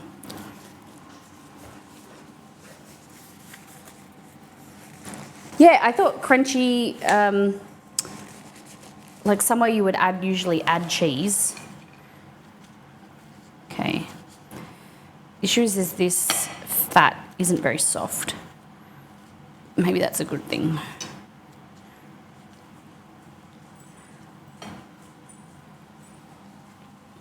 Crunchy mac and cheese.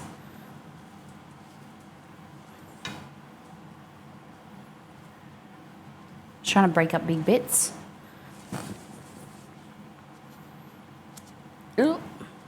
Nito, welcome in after 3 hours of meetings. How dare they? It's odd that you're having meetings like first thing in the morning.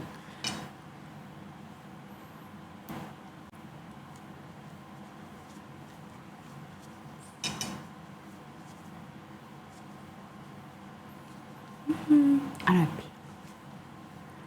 Have you ever had Cuban food?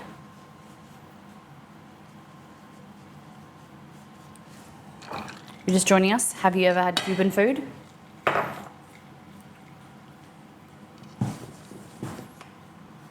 Okay. How dare you have a job and be busy? From 10 to 2, not 10 to, yeah, 10 to 2, you should block out in your calendar, say you're busy. Everyone. Eastern time. 8 to 12. Okay, so I'm just kind of breaking up, shaking, you know, like we learned in science as kids in school. Shake and then all the big granules come to the top, so all the big pieces of fat haven't been mixed in. I leave you in the background when I'm in meetings. Nice, I appreciate that. Try not to giggle. Do you have subtitles on? Okay. Like this. I don't know why I'm using my hands, not a knife or something. So this is odd. Water with cinnamon. It's like a sweet empanada dough. It's so cool. It's odd to me, which is probably normal to them. This is why we do this type of thing. Trying new recipes and it's like very similar recipes, things that we think we've made before, but in a different way.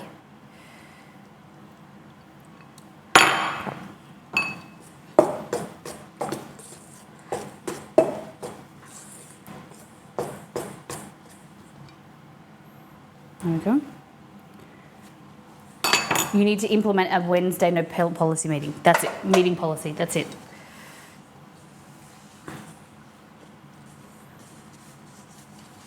I need my mods here. I need them talking in chat, asking questions, answering questions.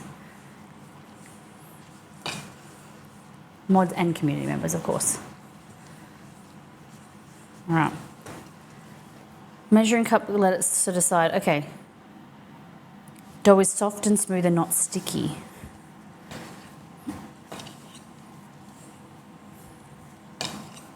So this is make them like 12 empanadas. We have Wellness Wednesdays where technically no meetings are meant to be said. I like that. It's cool. I want to mush the dough. Hey, Mama Meow. It's very dry. I feel like I want to add more lard. Causing a ruckus. That's it. That's it. It's all I ask. You don't have to do as much work, but just answer questions, ask questions, keep chat active.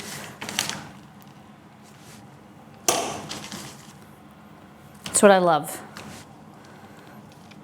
Okay. Not too much more lard, but. Where do you want to be in 5 years? Oh, that's a good question. Are you for me, or is this for everybody? For me, 5 years, I will be 37. I would love to have a thriving business. You ask a question. You said ask a question. I love it. Keep this, yeah.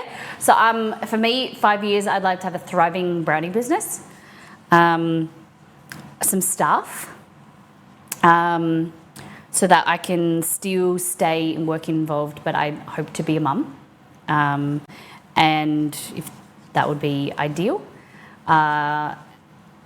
and being able to create content, stream. Travel. I want to be able to be able to work and have a connection with the community, and but then also have a bit of balance that I can also be a mum, and that would be the ideal. But then if we know that side isn't possible, we don't have kids, then working and travelling. I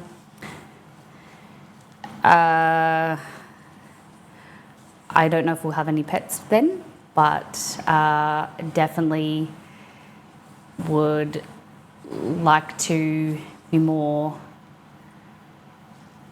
yeah, just be able to be a bit more freer with my time, with where we go and travel, and also be able to be creative with streaming, or maybe streaming, maybe not, but maybe definitely business and creating content, whatever the social landscape is then. What about you guys?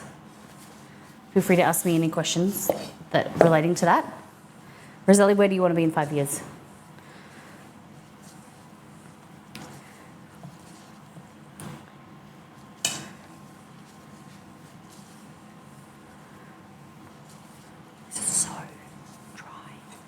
Apparently my new manager sees me on a stage presenting as a thought leader in the next 2 years. Okay. A thought leader. I've never heard that term before. Okay, that's pretty cool.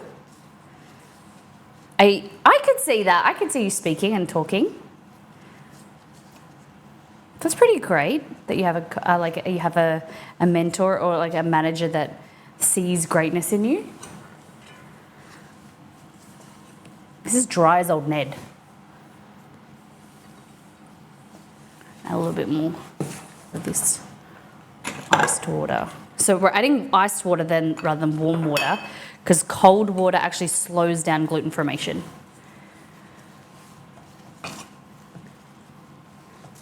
She had me pooping bricks when she said that. If it doesn't scare you, then it's not big enough.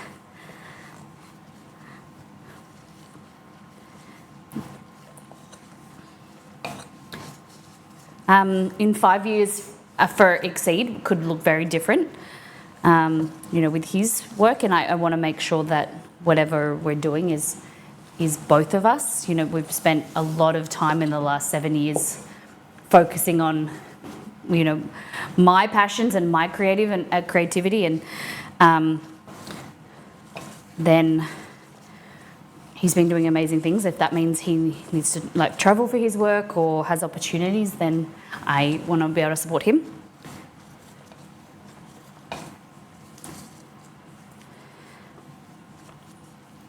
This dough is so dry.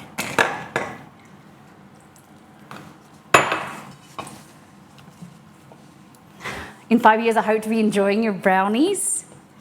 That would be amazing.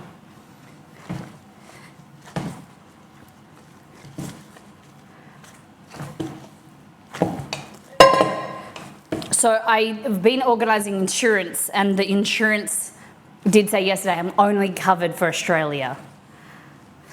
It's Australia-wide insurance, but I'd have to get more insurance.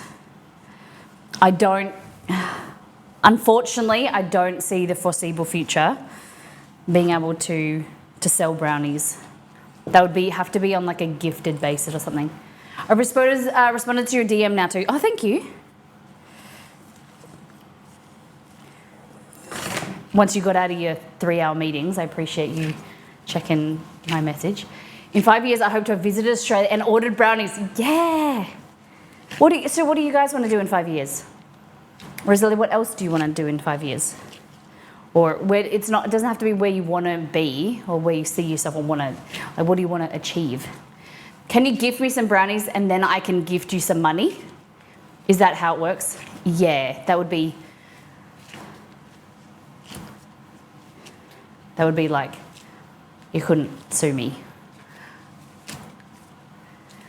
Was going to look last night, but I've consumed some of my own brownies and it wasn't a good idea to review legal documents.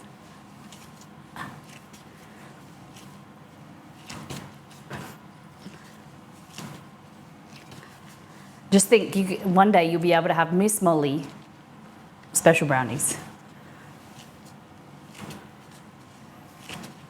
All right, so I think this dough is definitely different to anything. It feels like it's too dry and now it's going to be too dense, but W green screen, thanks. Okay, we're going to set that aside and we're going to make some yucca fries. Cassava. And I found a place that sell actual plantains. Not this place, but a different place. They actually, it says on the packet plantains, but we're going to use our faux plantains today.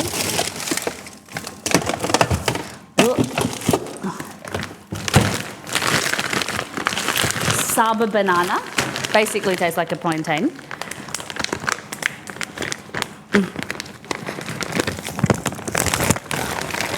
So good. Go 4? Let's go 5. They got to be good for you. They're from the Philippines. They've got some good dietary fibre, 8% of your daily intake. So that means if you eat a few of them, you get 100%. Oh God. Carbohydrates, 48 grams. Oh, that's in a few bananas. Yeah, okay. Good. The fibre, sugars from fibre. Vitamin C, vitamin B6, potassium. Nice. Do you have big supermercados over there?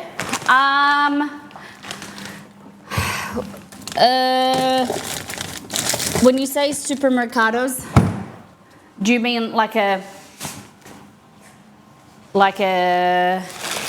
Asian Latino market, or do you mean like a supermarket?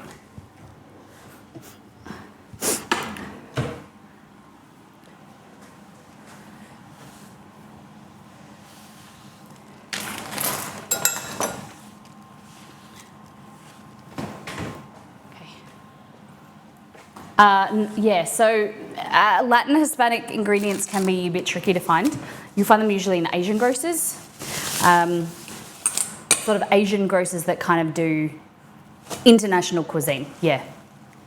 Supermercado, yeah, so that's why I asked. So supermercado, Portuguese is similar as same. but I wasn't sure if what you exactly meant, if you,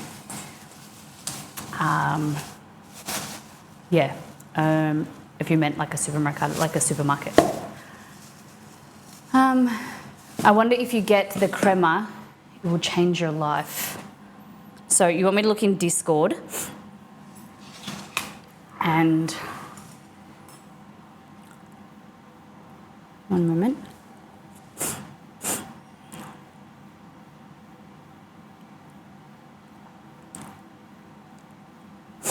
Excuse me. And even there.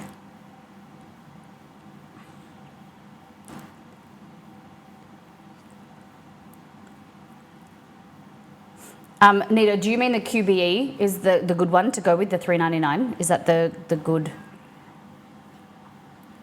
one to go with? Okay, so where am I looking? El Gordito, skirt steak, chicken, bacon, grilled pineapple. Salvadoran La Vaquita, okay. Today's lunch for Luminology, El Gordito. Is this at your girlfriend's restaurant? Holy shit, man. Look at that. Beans. Ooh, that looks good. And then, where's the creme? Is this the crema that's poured over here? Is that cheese? La Vaquita. Okay. El Salvadorian, there we go, sour cream. Nice. Yum, in the bag, cool. And it was good. What do you think was special about it? What? Just cheese on the dish in that pic. Okay, I wasn't sure where it was. Cool, I like it.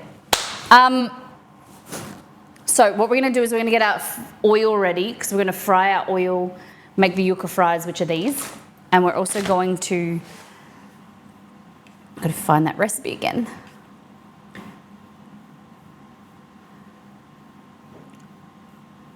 Okay, so these are called bonellos. Is that how you say it, Roselli? B-U-N-U-E-L-O-S, bonellos. Okay, so we need 1 pound of yuca and, oh, malanga. Is that taro?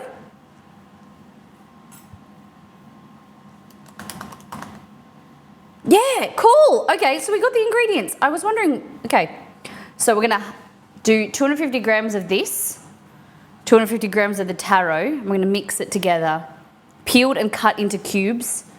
We're gonna cut it into cubes and then bring to the boil, simmer. Okay, we're gonna create a syrup. Add the yuca, malanga, enough. Okay, bring them to the boil. Okay, easy. So cassava, also called yuca. So we're gonna use some of this to make fries.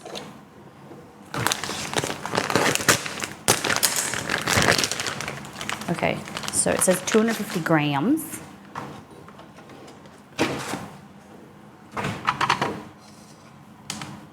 The bite that cream cheese has, imagine that in a sour cream. Okay. 0. 200 and I don't want to do too much of this. Yeah. Oh, it's so fibrous. I've never actually handled yuca before, and this is kind of frozen, so it's a little bit different as well. Okay. So I'm just going to cut it into cubes. I think this is raw. I have no idea. We're going to learn.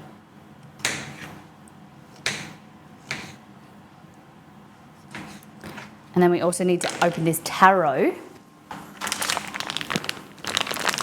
This is, they're only oh, that's different. $4.50 each packet. Oh, texture is odd. That's 200 grams. Let me just take a little bit. What are these fruits? Hey Google, what is cassava? According to Wikipedia, Manihot esculenta, commonly called cassava, manioc, or yucca, is a woody shrub of the spurge family, Euphorbiaceae, native to South America, from Brazil, Paraguay, and parts of the Andes. Although a perennial plant, cassava is extensively cultivated in tropical and subtropical regions as an annual crop for its edible starchy tuberous root. Yeah. Hey Google, what is tarot? According to Wikipedia, tarot is a pack of playing cards, used from at least the mid-15th century in various parts of Europe to play card games such as tarocchini. From their Italian roots, tarot playing cards spread to most of Europe, evolving into a family of games that includes German Grosteric and modern games such as French tarot and Austrian Königrufen. Okay. Hey Google, what is the vegetable taro? On the website masterclass.com, they say, taro is a tropical herbaceous plant native to Southeast Asia and part of the Araceae family, along with the Malanga and Edo roots.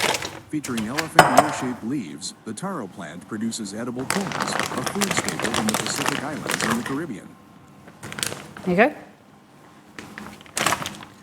Taro. It's got some spillage. Okay. So it says in a large enough pot, we're going to cube the yucca and the malanga taro, cover them and simmer for 20 to 30 minutes. They're fork tender, but not too soft or mushy, okay? We're going to make these into donuts. The freezing should have helped them soften more. So I think that would be a benefit. But what I'm going to do is actually move this over here.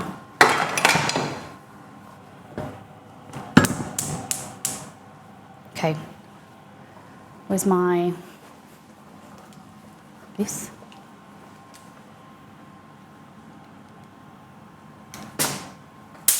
Yes, got him.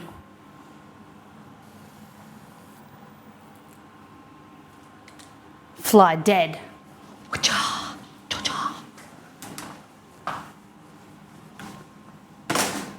Okay. Just mutilating flies out here. Okay, so we'll put a lid on this chicken.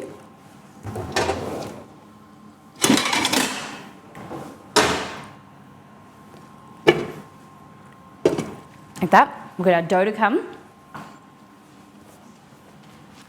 Alpha squad, roll out. Okay.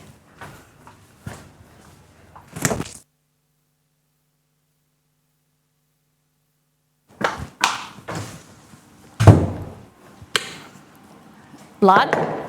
I'm going to fry the croquettes in this too.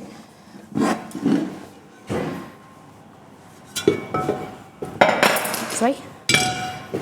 Grab this.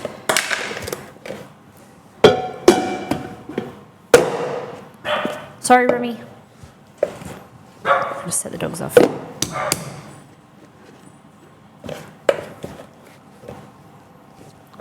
Hey, buddy. It's all good. I'm safe. Damn it. Come out.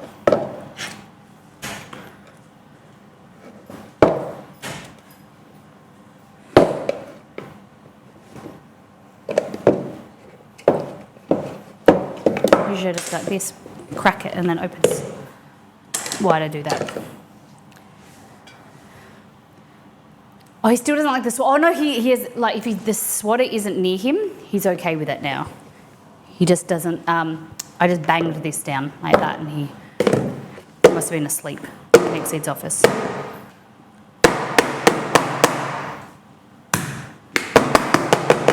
They just don't like me making noise. It's coming. It's coming. It's coming. It's coming.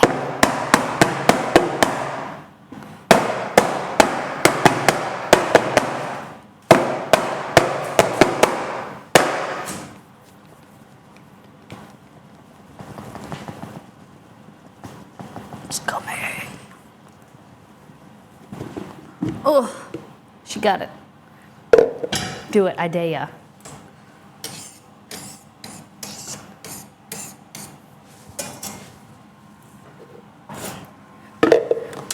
Makes me laugh the term smutty. Such an old school term. Okay. So the difference? Fresh lard, used lard. So this is refined and it's been strained. Still got some discoloration from the chicken we've cooked before. Okay? So what's next? Croquettes. Oh! Okay, they just come out of the... Nearly hit me. Okay, this way. That's what she said. Oh man, paper towel. Let's do some deep frying. Oh, flies. Go away, flies. Let's get out of here.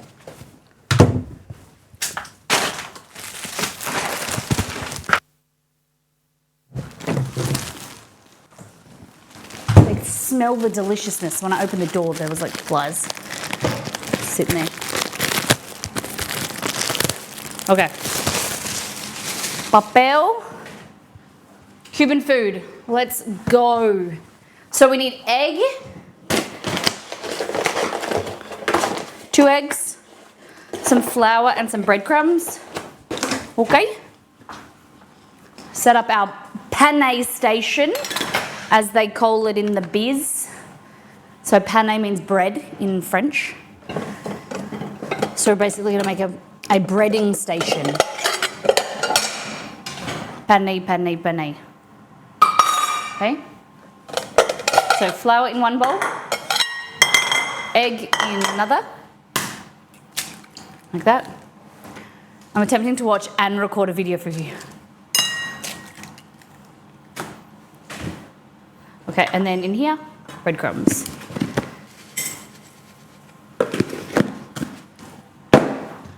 Just focus on me, Lou. No, I appreciate you. Alrighty. So egg wash.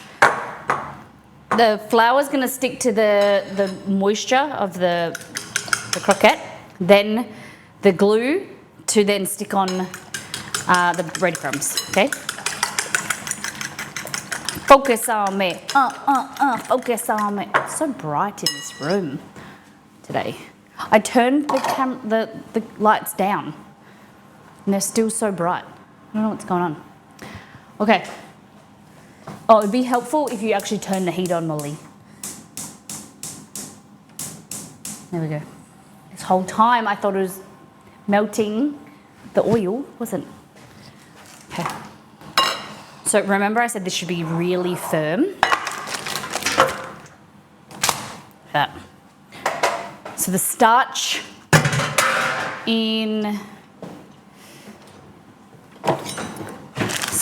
here should have firmed up. So it's gelatinized like that. And this is going to be your croquette. Ham croquettes. So we're going to dip that into flour. Make them similar size and then eat this one. Very good. This is a great recipe to use for like Christmas ham, leftover ham. Like that. Dip that into the egg. Dip it in the breadcrumbs. So I like doing chopsticks. Like that. Shake it around.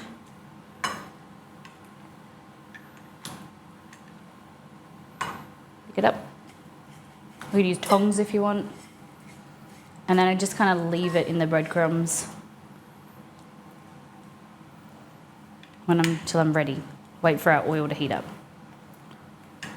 You can, once they're paneed, once they're breaded, you can freeze them if you want and have them whenever you want. Put them in the air fryer. But this can be a nice vegetarian meal. You could do mushrooms instead of ham. You just do cheese, whatever you like. You can have whatever you like. Okay.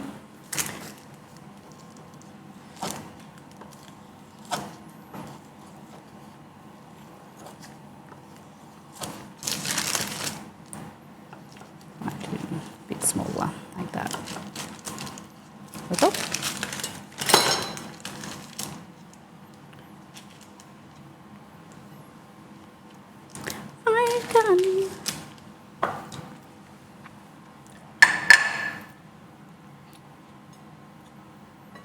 Go.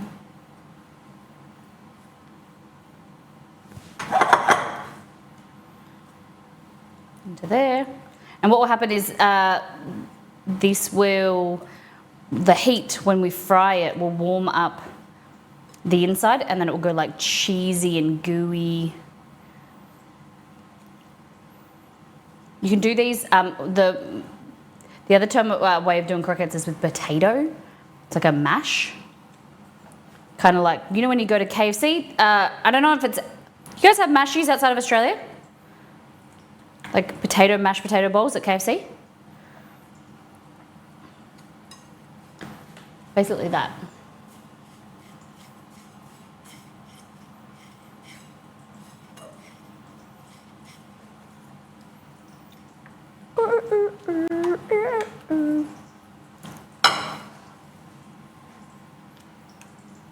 I might try some in the air fryer as well, because this is going to take a while for that oil to heat up. So what I'm going to do is, what's in the mash bowl? So what's in the mash bowl? I'm confused what you mean.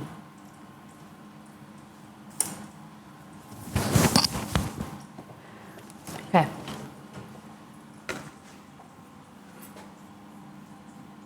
Go into the pantry.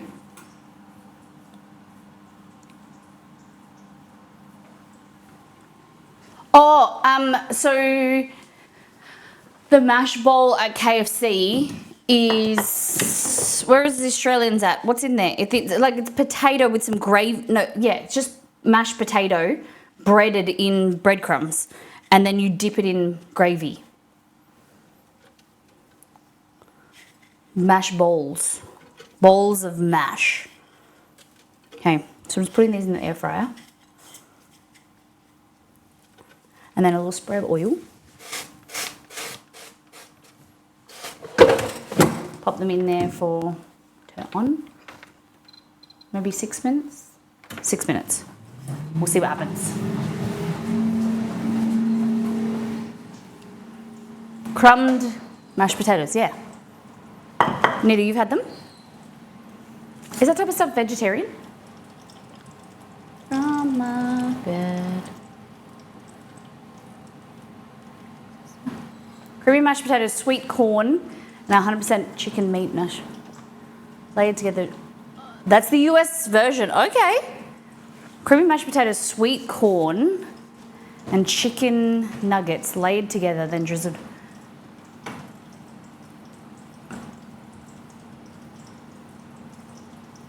What? So.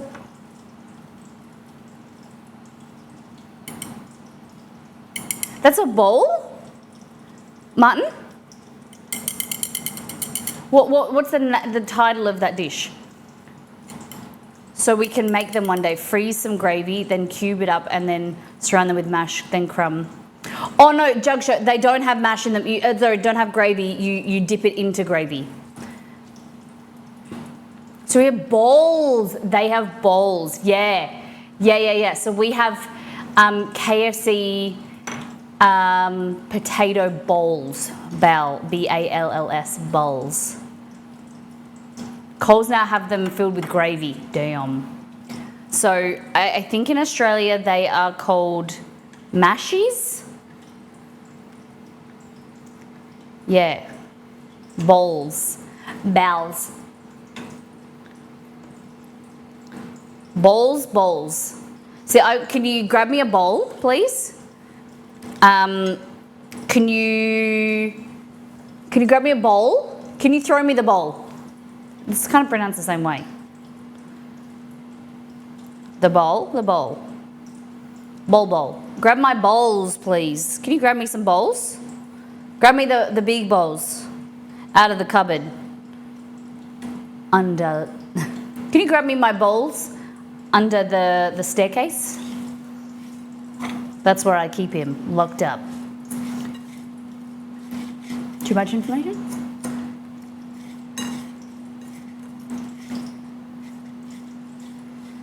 And you play with your bowl outside. Well, you can play with your bowls outside. You can play with your bowls everywhere. Just don't grab your bowls.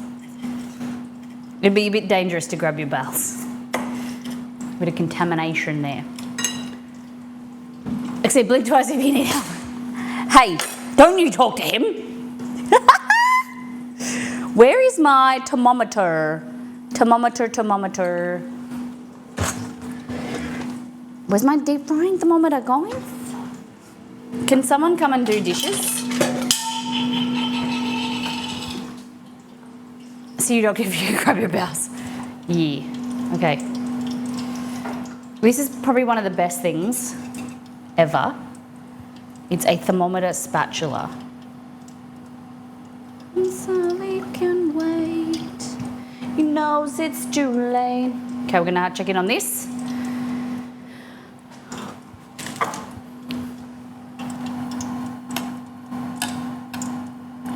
Don't look back in anger. No, too firm still. Too firm for me. Ain't no way. If you see balls on the menu in the US, don't order them. They're Rocky Mountain oysters. Keep away from them too.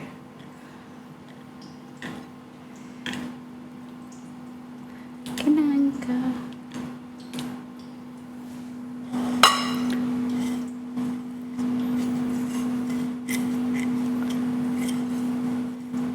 Okay, I'm just listening to the Oasis. Guys, any upcoming concerts you guys want to go to, have tickets for, whether it be a small band or a big band or whatever? Who the hell gave awful tasty sounding names? Lamb's fry?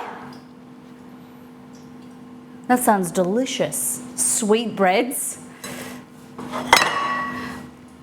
Gizzards doesn't sound very good.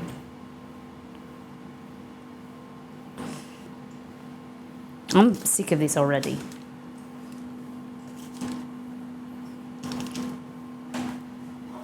I'm absolutely shattered that I wasn't able to go to Sydney to see Ricky Lee. I followed Ricky. Was it good? I think she had a good show. Is the Enmore a place? I wasn't actually sure what it is, because I don't really know Sydney very well. I wasn't sure if it was an event. I'm hoping to see the Roots. You want to get the Roots? You want a root? Sydney Maya Music Bowl. Okay. I was watching her Twitter and it looked so amazing. Are we rooting? We're rooting for you, Grumpy, to get up on stage. Gizzards are good. Yeah, but the name doesn't sound good. How do you like your gizzards, Tomahawk? Okay, what temp are we at? 150, we're getting there. We're gonna go and just check this. The Enmore is an old 40s, 50s theatre converted into a live music venue. Wow, okay. And she only did one show. How dare she?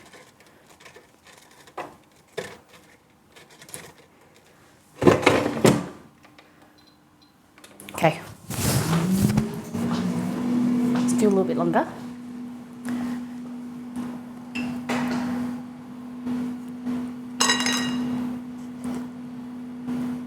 IRL, I would have quit my job for it. To go?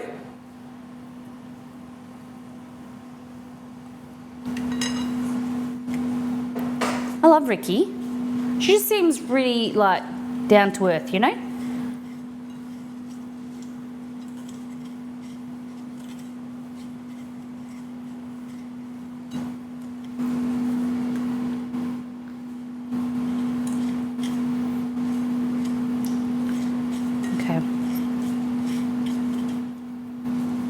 She's down to earth and lovely, yeah. All right, just checking on these. So, it's not hot enough, but I wanted to try. I fear that the Eras Tour has ruined concerts for me. Yeah, but that was like huge budget, and yeah, I get that. I get that. I kind of, is she done now, or she's got in Canada, right? She's got like a few shows in Canada now. I kind of like, there was no way I could have got tickets, but I would have liked to have gone if there was a way to get ticket. Like I feel like it's like once in, you know, it won't happen again kind of opportunity. I don't really like the term once in a lifetime thing, but that is kind of like once in a, I don't think that opportunity to see her like that in her prime will ever happen again. Currently on a break before the final leg. The final leg. I want to see Sum 41 when they come for good things. Okay. But don't want to spend the money. I saw that. Who was it? Green Day tickets were this whole Ticketmaster system where this like they're doing that like surge pricing. Like tickets were like $500. I think that's disgusting. Surge prices should be not allowed. Disgusting.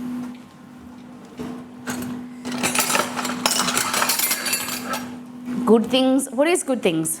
I want to see Sleeping with Sirens. Look at that. That one looks pretty good. We might take him out. All right, we're at 172. I think we can wait for a few more to heat up. I'm going to go into the back to get these ones. 7 seconds to go. Go, baby. So these ones definitely are hot, but aren't as... They're still crispy. Yeah. I'm coming back.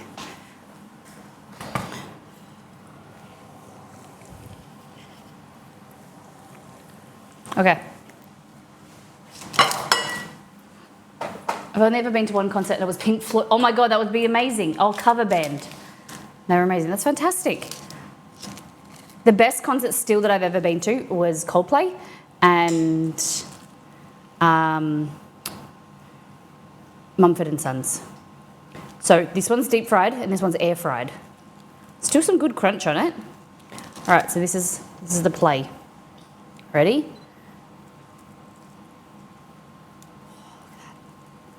Cheesy, but not cheesy. Not actual cheese in there.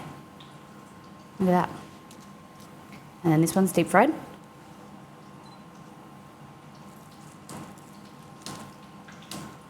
Kind of same. So, this is air fried. Hot. Very hot. Mmm. Yum. Deep fried. The colour is definitely better. Mmm. Deep fried, you can't really compare, but the air fried is good. Mmm. So bloody hot. Oh my goodness. These are called croquettes. Croquette.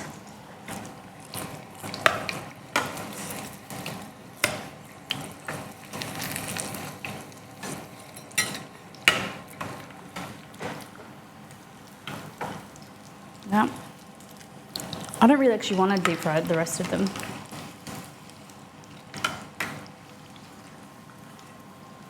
And then we're going to serve them maybe with a crema. I don't know how you serve them. Let's have a look. Grab this one out. You've been in there for a while.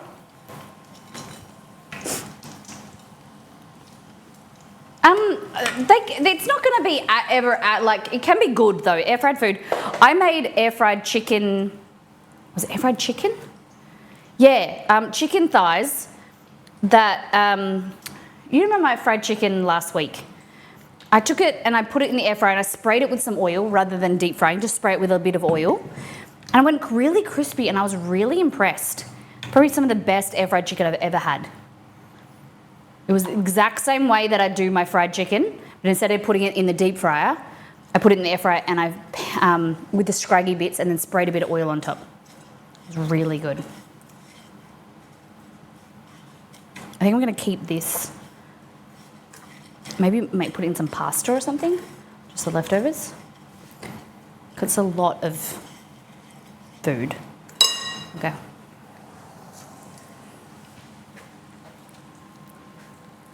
Yeah, so it looks like this. So ham, probably put some salt on it. But you know, if you like the inside of like, it's kind of like mac and cheese, but without the cheese, without the pasta, or bechamel, like a bechamel sauce that you would put in lasagna. Look at that. We've got air fried ones as well.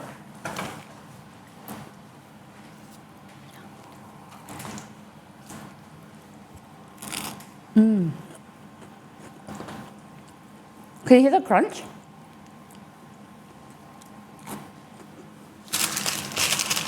No. Okay, so what we're gonna do now is make some yuca fries. And I don't know exactly how I'm gonna do this.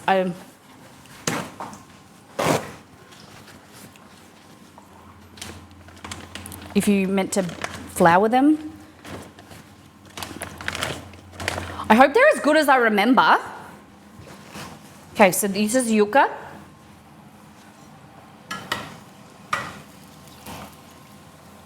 The color difference, damn. Okay. I haven't deep fried anything since I got my air fryer, to be honest, then raved about it, everyone, and realized at the point that I'm getting old. Yeah, that type of thing excites you? Yeah. There's nothing wrong with that.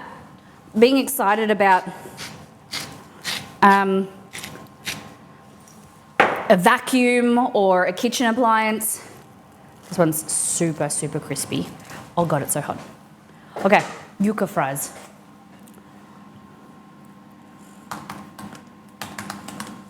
I think it's just that fried.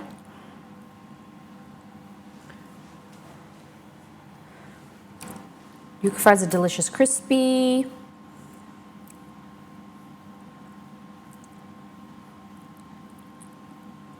How to cut the yuca. So you want to go like with the grain. Okay, I've got to figure out if I've got to fry it. Yeah, I do. I have to fry it. Drop the yuca in and cook away. All right. So that means I'm going to turn this heat off. We're going to go over here. This is our stuff from before.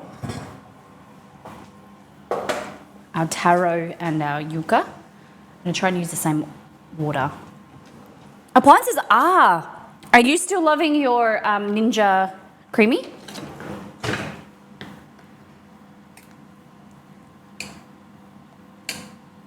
Nice. Hey Google, turn on Alexa.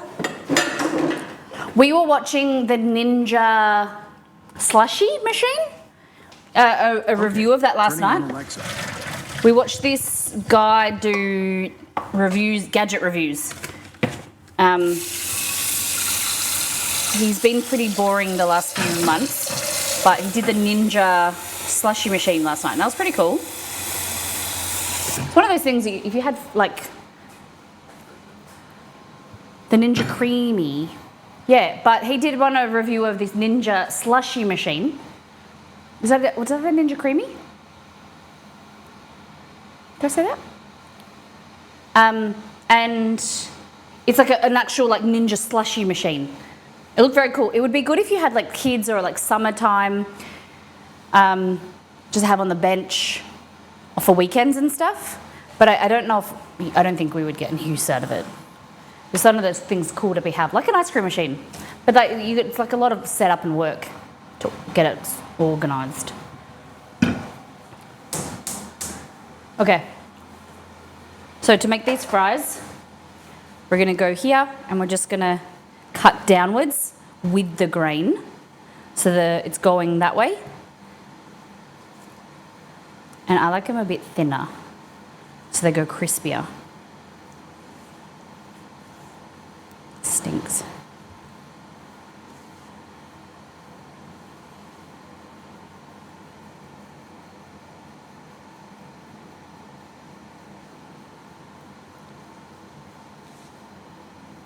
Very fibrous.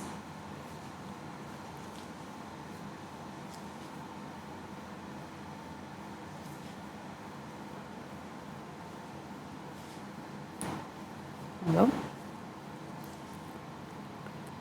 What was your last appliance that you bought and do you love it? I think one of the bigger ones that we've got is our floor cleaner. We've got a Tinico. I love it.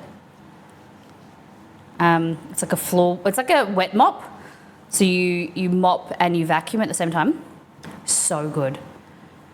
Our robot vacuum is kind of, I think he's about 4 or 5 years old now. He's getting a bit old and parts of him are breaking.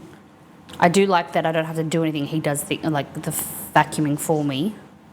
But the Tinico mops way better and vacuums even better. Okay. So that's going to be our fries.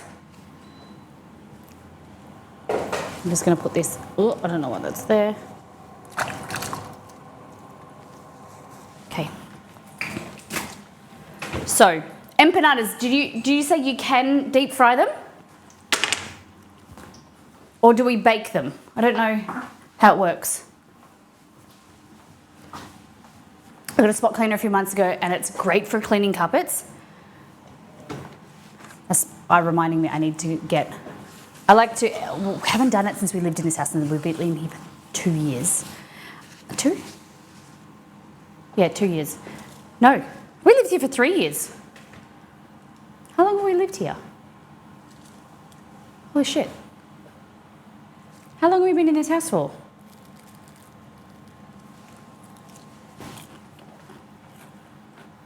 Oh my God. I think it's 3 years. I want to hire a carpet cleaner from Bunnings and clean the carpets. Last appliance was the KitchenAid. We love it.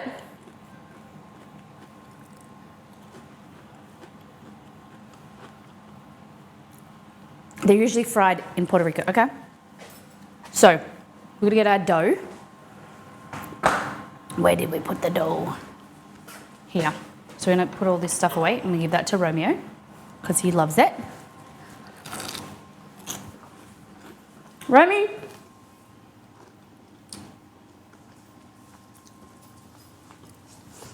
Good boy.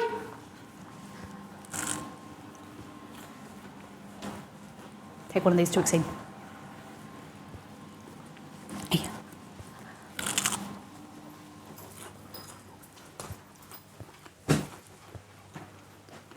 No. What's that? Croquette. What is it? It might be hot. What is it? It's like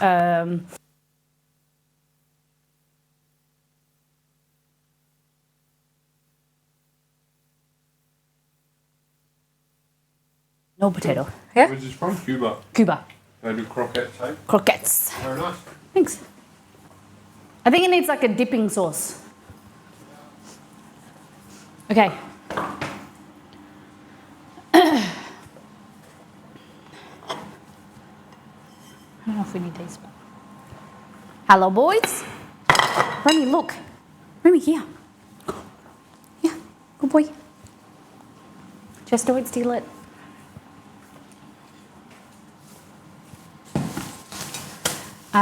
Yep, all I want to get is attachments. They're like $100. Baking. Maybe I should try looking on Temu and get them cheap. For the attachments, I've never tried Temu. I've looked at Amazon. I've got a third party whisk, not whisk, paddle, and that's okay. But I wouldn't mind a third party like grinder or something. They are cheaper. But Amazon is usually good. Baking done, great stream so far. I know that the rest will be great as well. Have a great night. Thank you for being here. Sleep well. Hope you have a great sleep. Okay, so I'm gonna put these here. Our croquettes. They're really hard not to eat. This is the air fried. It's pretty good crunch.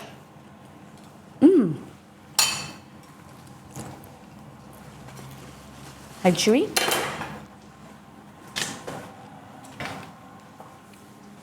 Okay. Now, empanada dough. It's all rolled out. I would usually use my mat, but this dough is going to pick up the mat. I just know it. Okay. I think it says 12.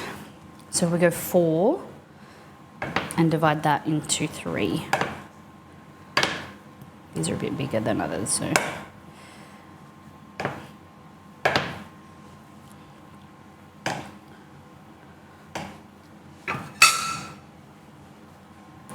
Two, 4, 6, 8, 10, 12. Nice. So, you kind of don't want to handle it too much. Cuba! That's it. How you doing, Softie? Rolling pin? Grab one of these. Okay. Push down. Roll it out. Do as round as you can.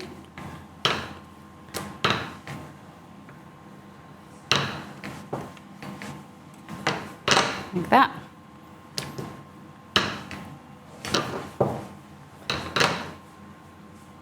Beautiful. And well, what is the plan for the filling with the empties? We've got like a chicken, spiced chicken, a Cuban chicken filling.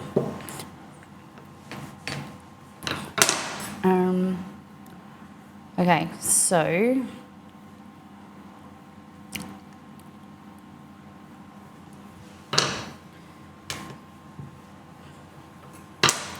Cuban food. Welcome in, Mod Pro. Pushing like that. It's a bit warm in here, and the smell of deep frying. I'm going to open this door with the fly wire. You guys can hear the birds. Get some air movement going. You've been to Cuba 3 times. Tell me about it. We've been discussing. Has anyone been to Cuba? What's it like? And that it's a bit tricky to get there. Oh. Okay. Been to Havana. Okay.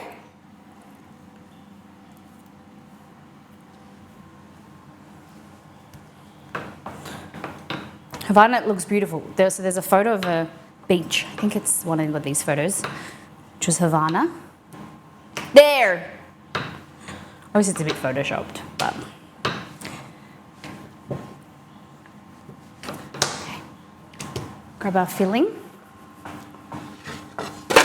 I realised I didn't add before some chicken stock powder.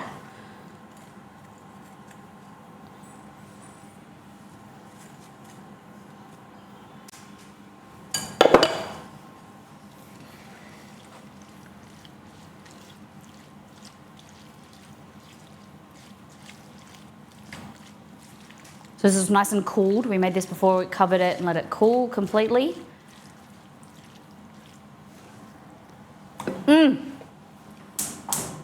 I finally got Kewpie. Is it the right one? Shay, you need to look at it and see if it's got MSG in the back. You can use a sauce as well for empanadas to dip. Which sauce? Sorry, I missed that. Roselli? Okay. Get a spoon. This sauce, definitely go to Cuba. If there was, it's kind of one of those like surplus places. Like if I haven't been to other places, you know, there's other places I would want to go to first, but definitely not against it.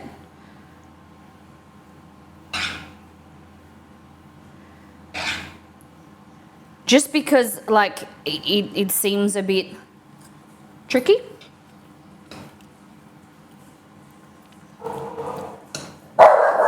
Oh. Okay. Fold this over. Fill way up. Way too much. Chester is outside barking, which he usually does not do. There must be a cat.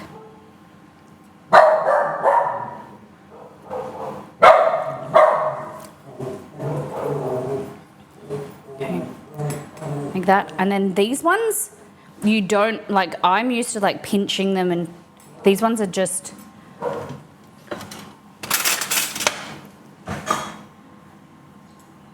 pressed in like this. So I would just roll it like that. So tuck it in.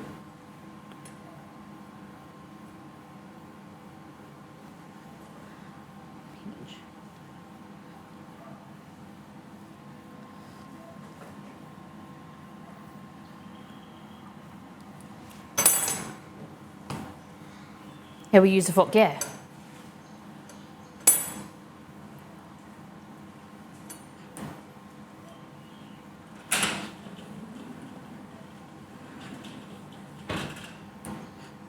There we go. Is that all right? Oh yeah, we're gonna vote. You're gonna tell the people what the options are. Can it be in a different region? Like I don't want this time, like next time round. My pedal's not working. There we go. My favourite is I don't want to do the same region. Like I don't want to do anywhere near South America for like 2 or 3 weeks.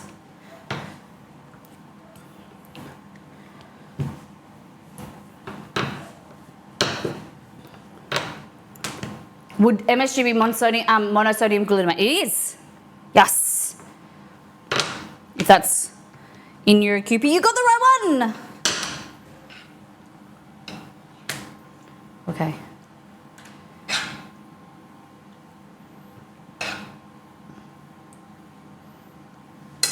Okay.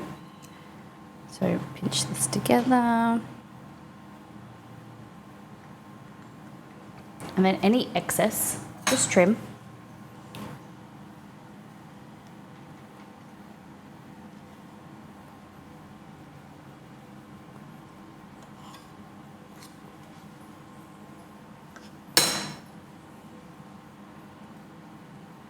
There we go.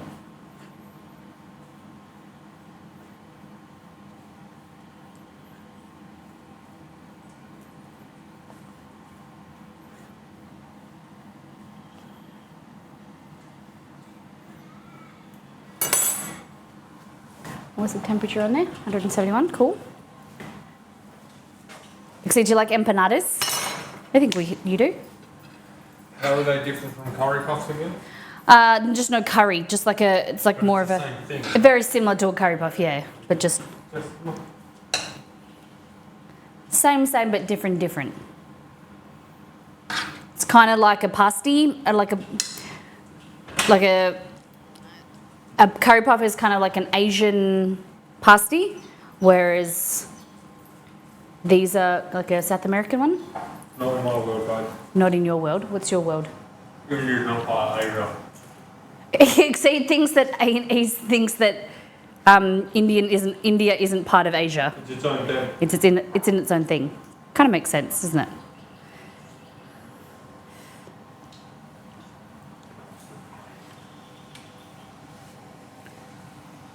Okay, drop them in there.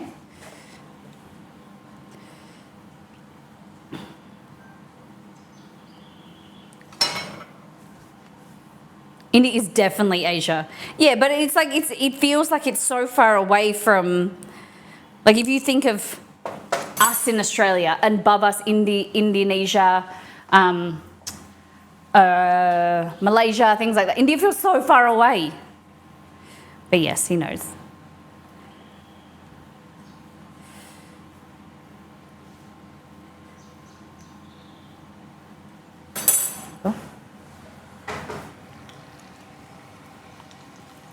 What about Indonesian food?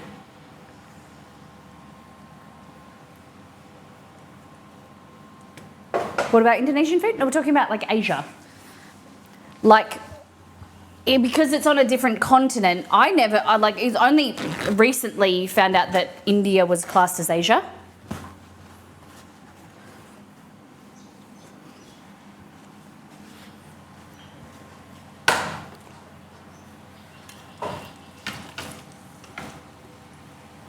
These looking good.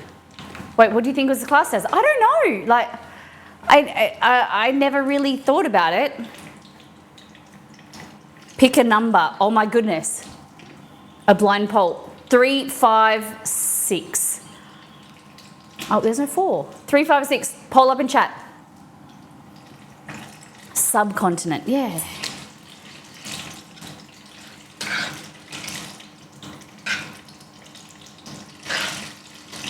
I just thought it was like part of Europe, I suppose. But it does, like, I get it.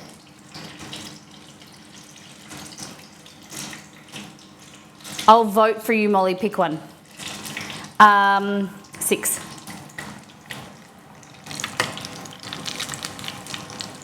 Ooh, you had a bad day.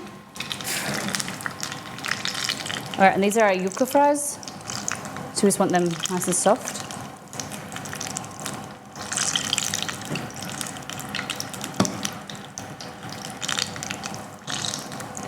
Built quite firm, so. There's 6 there, right? You should have done 4. 4 is my lucky number. Okay.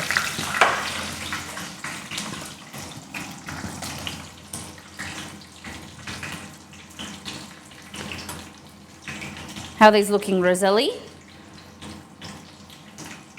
So Roselli, you were saying your brother-in-law who lives in Cuba? Who's Cuban?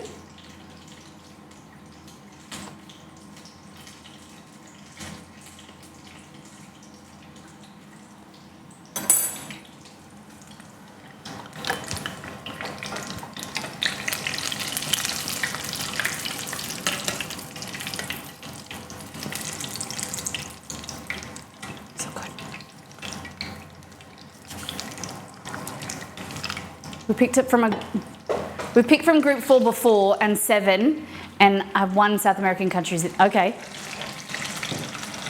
And 7 and 1 have South American countries. Okay. Nice.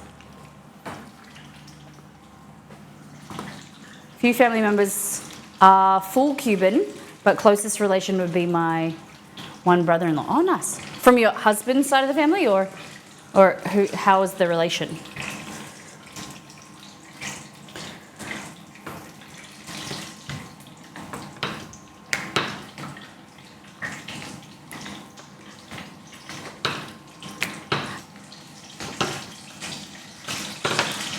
Sister's husband. Okay. The lives in Puerto Rico? Just trying to work it out. Yeah, I know hope it's not invasive. It's very cool.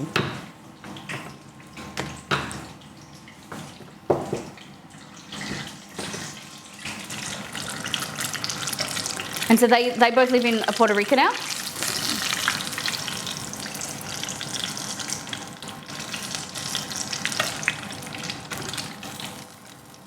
Looking good.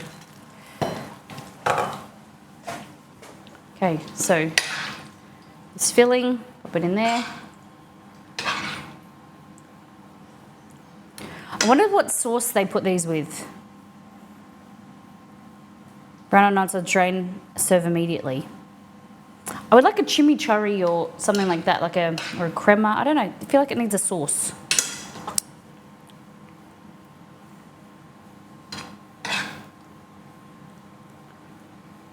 Okay, pick up, pinch the sides.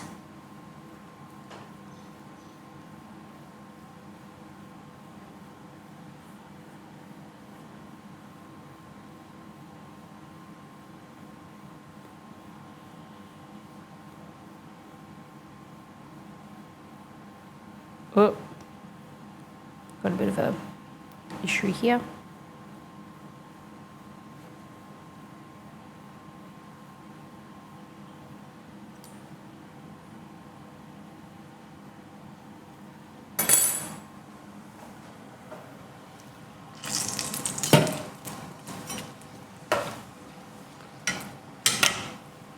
Here we go. All right, let's crack this guy open. Look at this really crispy pastry. Pastry turned out good, I think. Ready?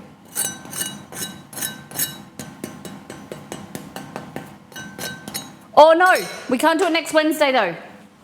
Next Wednesday, we are starting our sponsored streams. I suppose just let me confirm with Exceed that I can let you know. Because it is in a week, Wednesday and Friday. We've got 4 streams coming up. Can I let them know? You can't let them know what you're making. I can't, yeah, but I can let them know. Yeah? Can't tell you what we're making, but I can tell you, drum roll please. Bit of exciting news. Starting next week, we have 4 sponsored streams and we're going to release 4 recipes for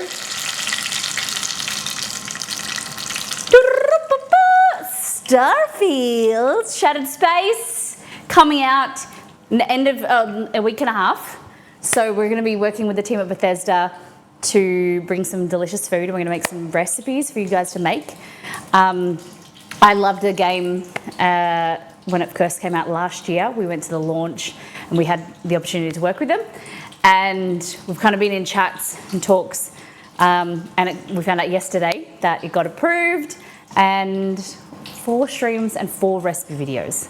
So this time next week, Wednesday and Friday, there'll be 2 streams, and then Monday and Tuesday, which is the 30th and the 1st, which is launch day.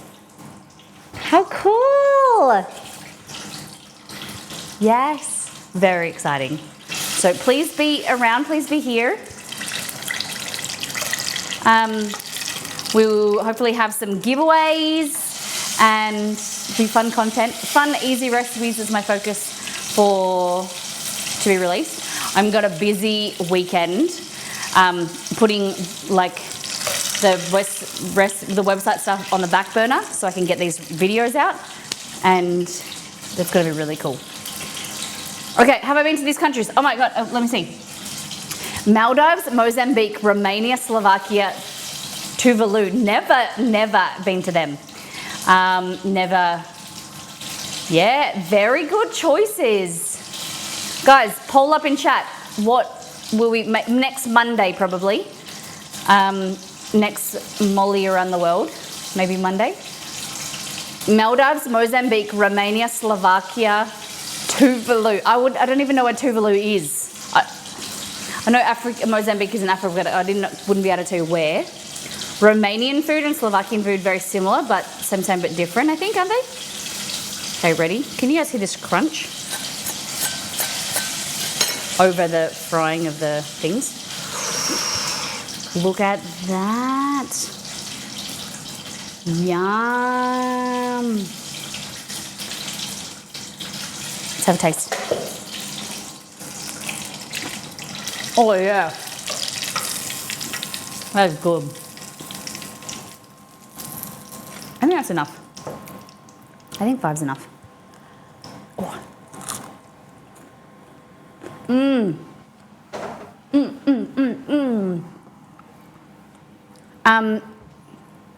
Molly, you can call me Molu, has been to Mozambique. This is a day trip when I was in South Africa. Tuvalu is an island country in the Polynesian region. Okay. Amazing. This is good. Sweeter than I expected. The filling is quite sweet because of the peppers and the tomato in here. Very yummy though. Maybe a bit saucy. I don't want to bite into it. It's very hot. All right. I think I'll do the last like 2 or 3 empanadas.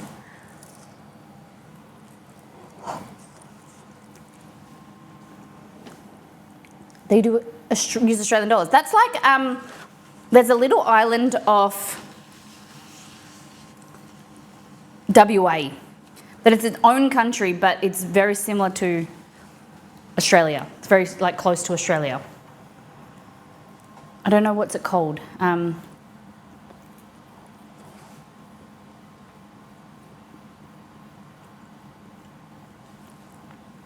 you taste the brown sugar? I don't know. Let's get some of this dough, roll it out and just deep fry it on its own. Like that, we can try the dough. I don't think so. It doesn't smell like cinnamon or brown sugar, to be honest. What's that noise? Oh, I just thought it said when you were in South America, and I was like, your geography is off a little bit. Romania is winning so far. Romanian food, is that where, is Dracula Romanian? Am I correct in thinking Mr. Dracula, Transylvania, is in Romania? Or is Transylvania its own country?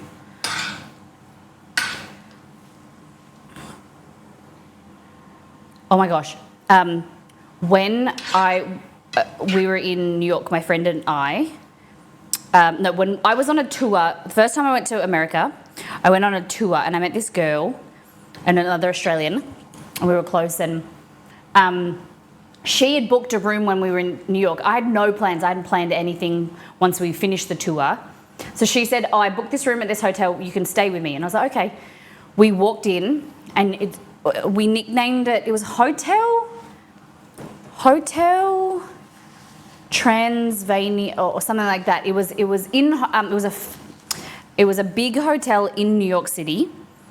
But you walked in and we nicknamed it Hotel Transylvania. Like, honestly, it had mold on the walls. You felt like you had just come out of a horror movie type thing. So we ended up she got a refund, and we ended up getting a hotel just off Times Square. But it just reminded me, talking about Dracula, just how bad this hotel was. Bitter Toast Noob Slayer, welcome in. How you doing? We're doing empanadas right now from Cuba. We're making Cuban food. We're about to make some yuca fries. There we go. Oh, we got a problem. I forgot about this. Okay.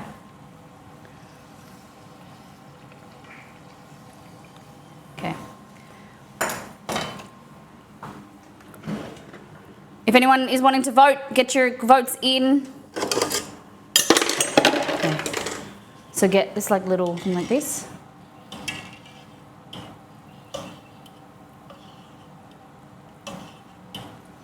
That.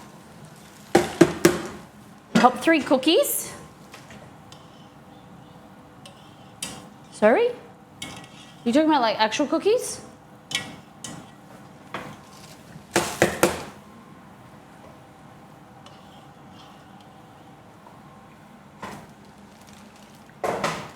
Just talking with my girlfriend. She asked if you're making ropa veg. Oh yeah, the reason why I'm not is it's very similar to a dish we made 2 weeks ago for I understand it's their national dish, but it is too similar to something that we made 2 weeks ago, which was an El Salvadorian recipe.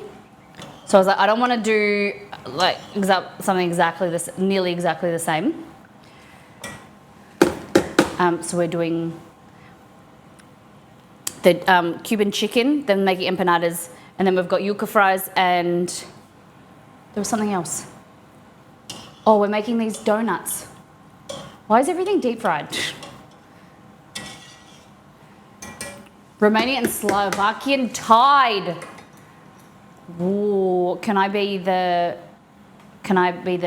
tiebreaker? She also gave me an interesting fact. Cubans don't eat much beef. Most things are pork. Cattle is highly regulated. Oh, okay. We're doing chicken. Excuse me. Okay. I think these are pretty good. So this is cassava or yuca. And we're just trying to cook it down so then we can deep fry it. But you don't want to, they're very fibrous, but you don't want to cook it too much. Oh, it breaks down. Yep, and chicky. Chicky's cheap everywhere. Uh-oh.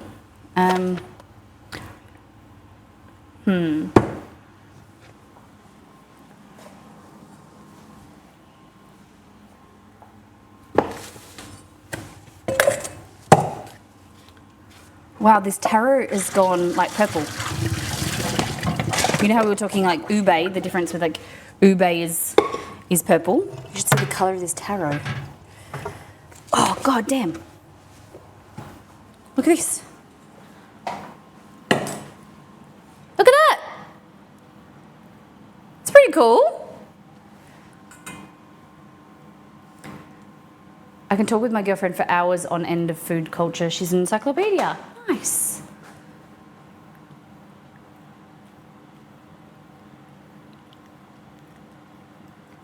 All right.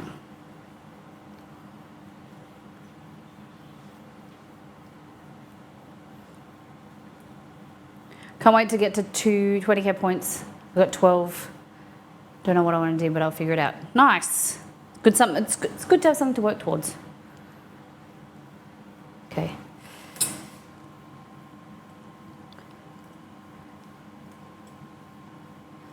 Okay. I don't want to do too many more empanadas.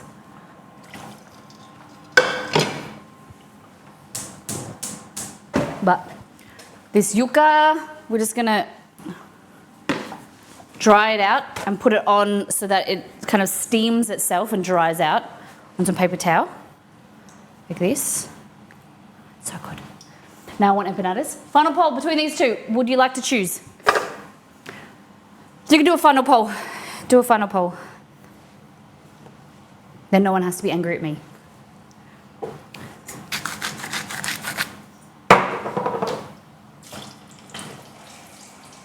Okay. Yuca. Cook away, transfer, wipe out the pot, add oil.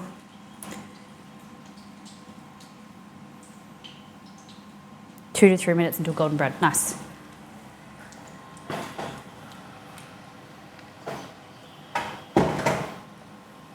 So, this is the yuca. It's so fibrous. Oh, hold on. Press that.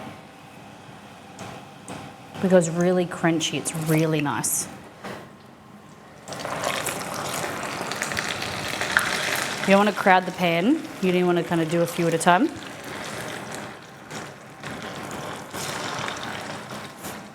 Okay.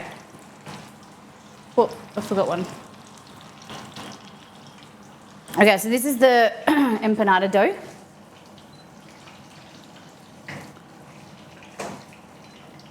What kind of oil do you use? I'm using lard. So it's beef and pork lard. You can't taste the cinnamon or the brown sugar. Cow lard. Tallow. Tallow. Pretty good.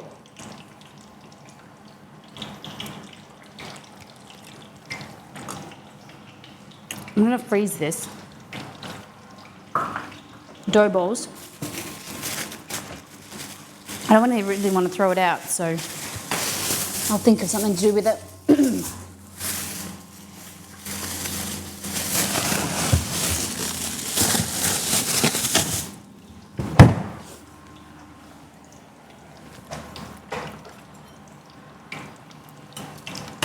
How similar is the cuisine between Romania and Slovakia? Ah!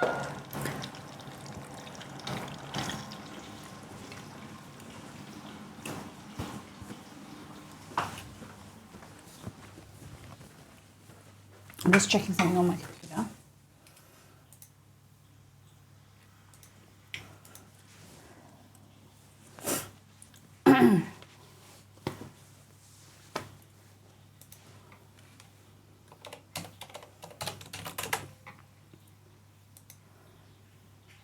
Baby.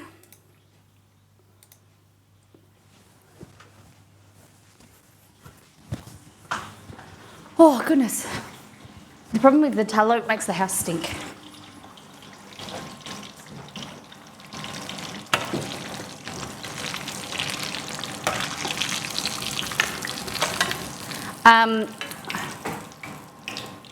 Quite different from what I've seen. City state, but I'm just saying that it's a Spanish word, so it wouldn't be uncommon in Cuba. What has that got to do? I missed that. They both have meat, but Slovakia has more pastas and puddings. Okay.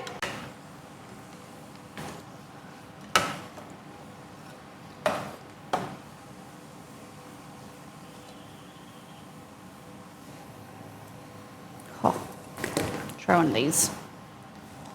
I want to go brown. Not really going brown. Slovakia wins! So next,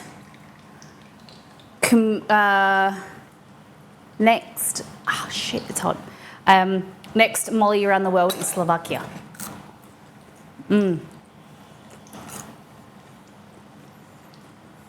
Hot.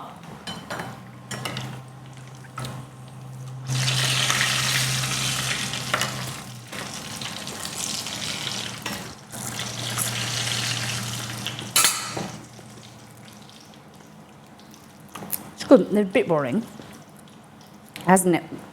It's very hot. It needs more seasoning.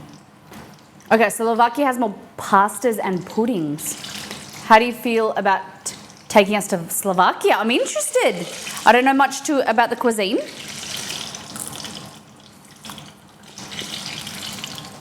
I don't even know much about the region. Hey Google, what type of food is Slovakian food? Good English, Larry. On the website diversityplus.com, they say, Slovak dishes use typical farm products like cheese from sheep and cows, potato or Nice. wheat flour, meats and chicken, and a variety of vegetables that include beans, carrots, corn, and other vegetables. There is So- dry bread and fruits like peaches, apples, and plums. Nice. So Slovakia is like, it used to be Czechoslovakia, right? So very close to Hungary. Am I getting that correct?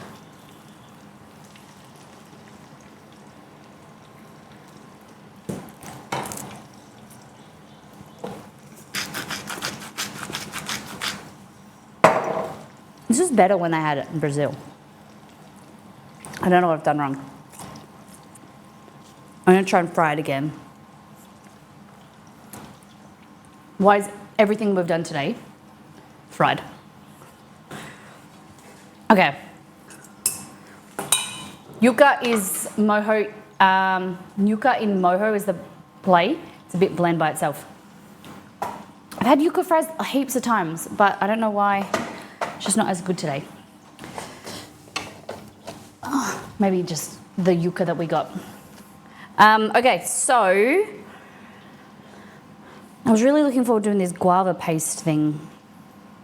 Okay, so the last thing we're going to do is this dessert, which is bolanitos, bonalitos, something.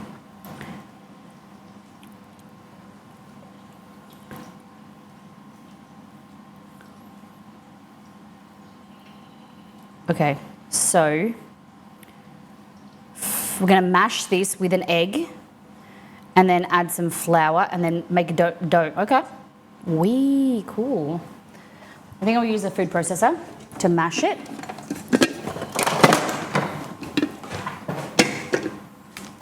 So I don't even know what taro tastes like.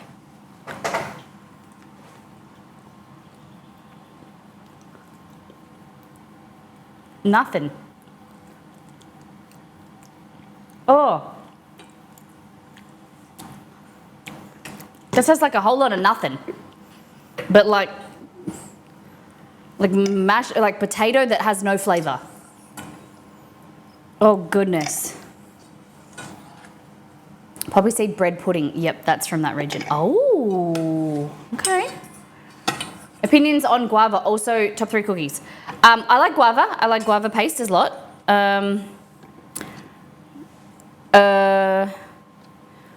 Top 3 cookies. Shortbread is my ultimate. Chocolate chip and walnut. Then a chocolate covered graham cracker. A chocolate covered hobnob. Not a hobnob, a chocolate digestive. Chocolate covered digestive. That's my top three ultimate cookies. See you, Shay. Have a great night. It's a lot of poppy seed though. Like everyone accidentally dumped in the jar. Oh, okay. White chocolate macadamia is nice. It's a bit too sweet for me. A bit too sweet for me smallly. Okay, grab this. We're gonna somehow plug this in. Damn it. That hid it all from you guys. Okay. Good golly. Okay.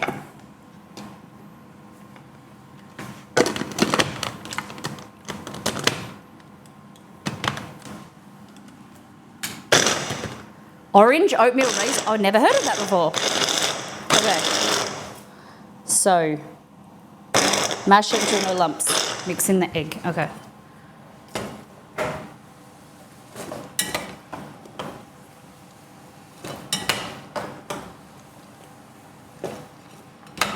You know what I should have done is cooked these yucca fries, like boiled them in salted water. They're better now.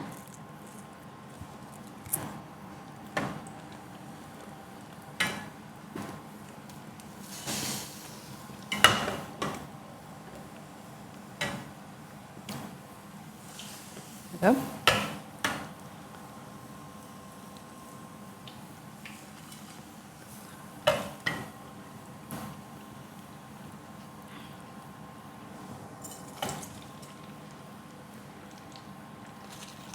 From there, and I'm going to double fry them.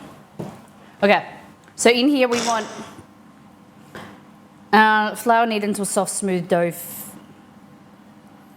Bake sheet. Okay, so we need a little bit of egg, a little bit of flour to bind it. So I have reduced the recipe quite heavily, so it only needs like a skerrick of egg. You want some empanadas? What's in it? Chicken? That's it. Chicken, capsicum, cumin, oregano, tomato. Did you start taking this? Oh, no, I didn't. Yeah. You want some sour cream? Yeah. Quite good, hey? Oh, it's good. Oh, I just gave you a spoon, didn't I?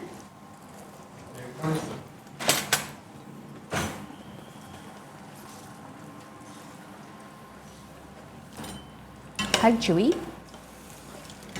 Flour and wet ingredients in the food processor. I'm surprised. Usually flour will go in elastic and will need to be rested. So in a small amount, and I haven't added it yet. Basically, I'm just like mashing the yucca and the yam, just to basically make this into a paste, and then you just kind of process it small amounts to then bring it all together. It's just that this gluten gets super stretched, and that's why it made, and that's what it made. Yeah. Sorry. Did you make the dough? I did. Fresh up? You like the dough? Delicious. Yeah. Yeah. So that I haven't added the flour in because that's definitely it. Like you don't want to process it, and it'll ruin the gluten in the flour.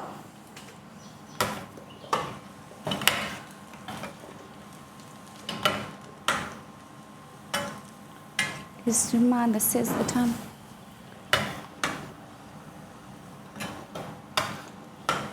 It's like I'm fishing. I can't see anything in this bowl.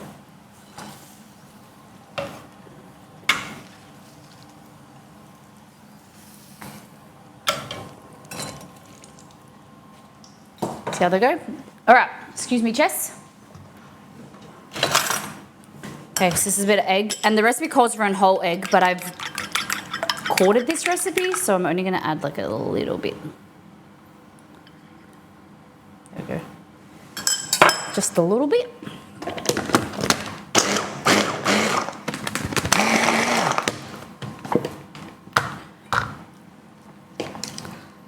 so starchy.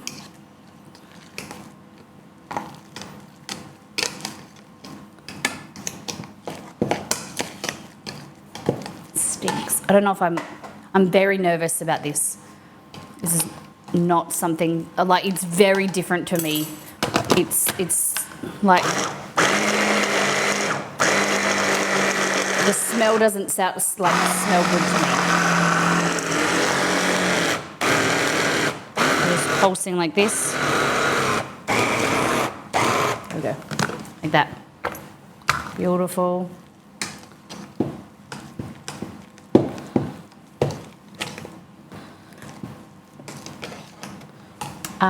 Yeah, I might not. What I think we'll do.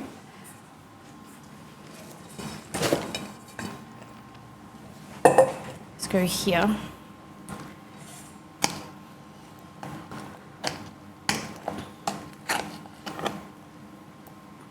Check that out like that.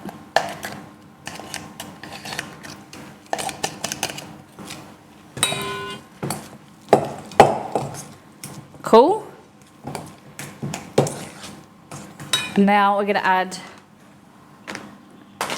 flour, a bit of salt, so it's savoury, and then we're adding like a syrup to it, which is interesting.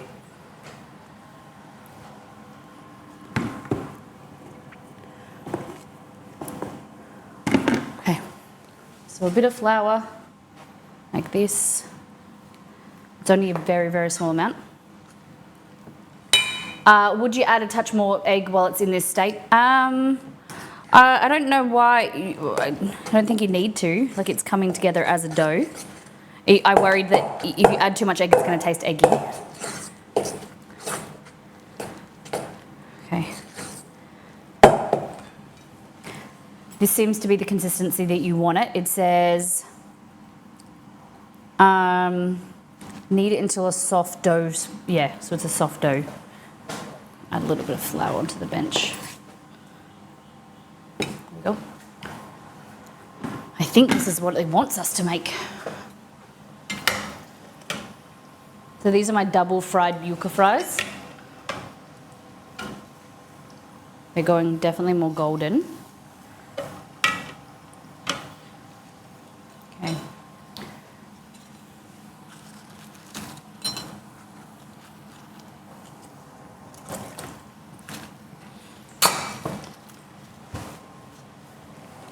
There we go. All right. So let's go here. Dump this out.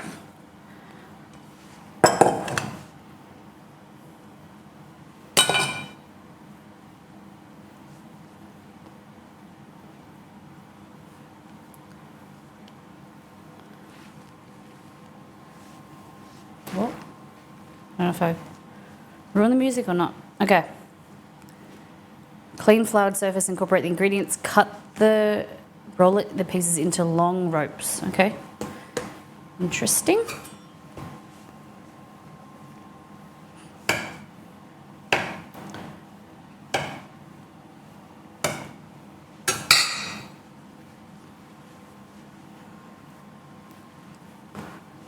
Yes. Is the music on or is it me? Did I turn it off?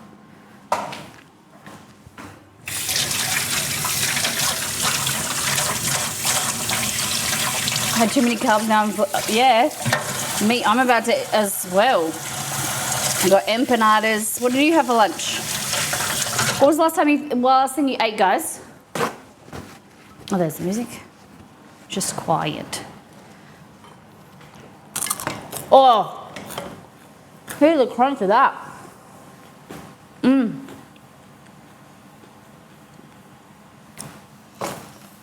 Heck, I might go a little bit longer actually.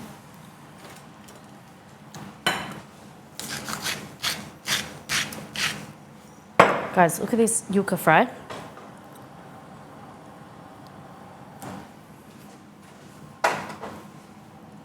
You had 6 eggs in 6 months. You're just not a fan of eggs?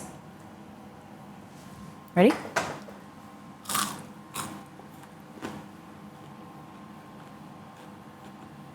Yum.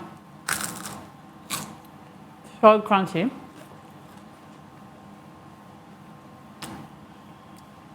that is crunch. Yum. Let's make a crema.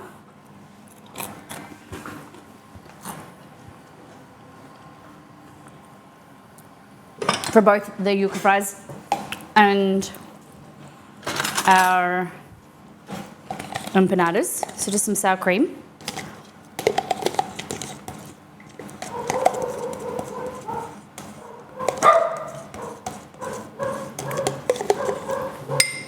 Now, I'm clearing out my freezer.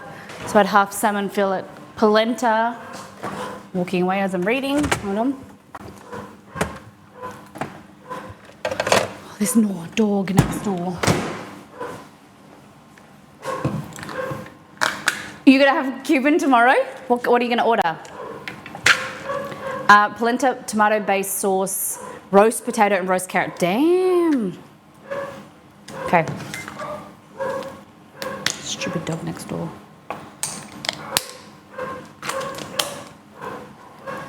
When its owner goes out, he just barks. Barks. Pepper.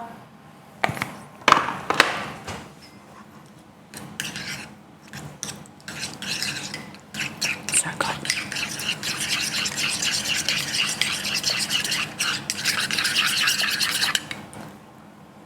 good. Delicious. Oh. Okay. Crispity, crunchy yuca fries. So we sliced them. So we got them frozen. Defrosted them. Sliced them, boiled them so they're in thin strips. Then fried them, took them out, let them cool, fried them again. Okay, so now we're trying this. Thick rope, ends sealed together. Transfer them to the baking sheet, and then we're going to fry them. Okay. It's not doing very well of joining together, but that's a bonilo. Okay. Probably yuca, yeah. Cuban sandwich, hopa veja, empanadas, croquettes, yum. The Molly menu.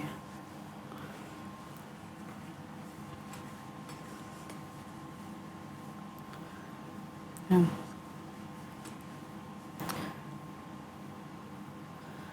Ooh, and you let it go. I don't know how these things are going to hold together. I feel like they need more flour, more gluten.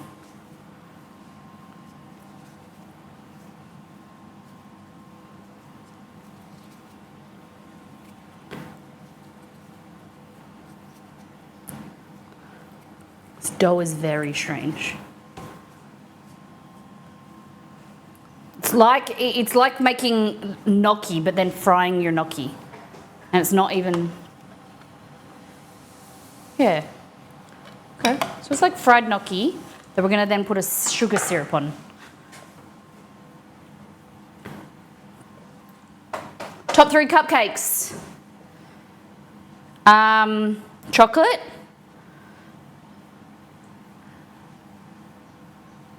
So a cupcake is different to a muffin, right?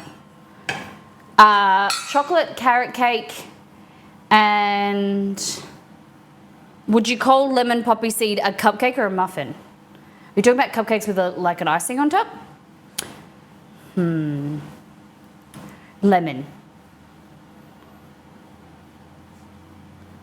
Lemon cupcake, that's a muffin, okay? So a lemon cupcake then. Is that allowed?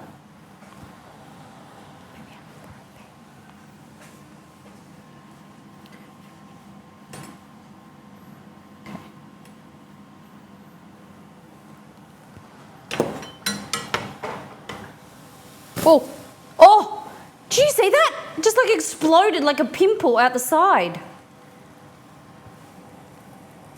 What the heck?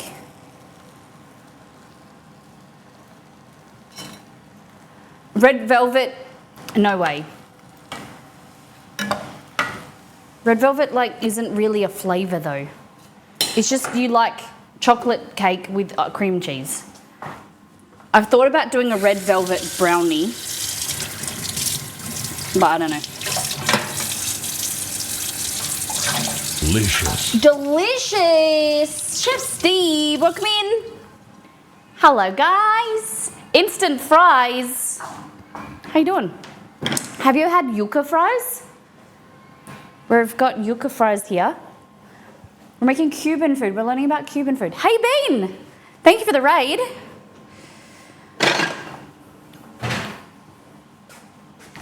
Guys, this is yucca fries. We're doing Cuban food today. These. Listen to the crunch on these. Okay. This.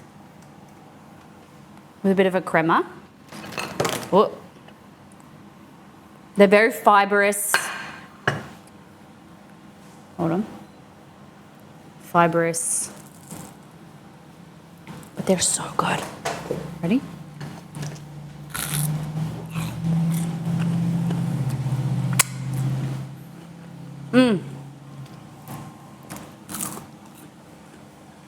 So crunchy. Really good, full of good healthy fibre. Prep day, smoked pumpkin creme delish. I was learning about, I'd never heard of creme delish. I was getting the lowdown. I looked at the website. I was like, it's very intriguing. So you made smoked pumpkin creme delish ice cream. Fabulous. And then I looked at the shipping to Australia and I was like, one day I'll get my hands on it. Smash or pass? The yucca fries? They don't taste as good as usual, like I've had them before. They're pretty good. I'd say smash. I think I need some chicken salt. Americans, if you're not in Australia, I'm gonna teach you about something that's pretty amazing that is an Australian invention. It's called chicken salt. Okay. This is the best brand. You can get this on Amazon. It's seasoned chicken flavored salt. We put it on heaps of stuff, but specifically chips, potato gems. We call them potato gems, you call them tater tots. But it's like a savoury powder and it makes everything better. Bit of yum yum in there. It's very, very good. It's very, very good. So let's try this with, this is better with chicken salt. Oh yeah. The crunch is amazing. Potato gems. G-E-M-S, potato gems. But you can jam with the potato if you want. Okay. So these are our bonillos. I think that's how you pronounce them. Okay. This is our basically donuts. We're gonna make our sugar syrup now. See if I can lift this. Guys, sorry, being very rude. My name is Molly. I'm a cooking streamer here on Twitch as well as the wonderful Chef Steve. So we recreate different food items, games, TV shows, movies or cuisines. We do simple and delicious food that sometimes goes on our website. And a little introduction to who we are and what we do around here is this trailer. Welcome.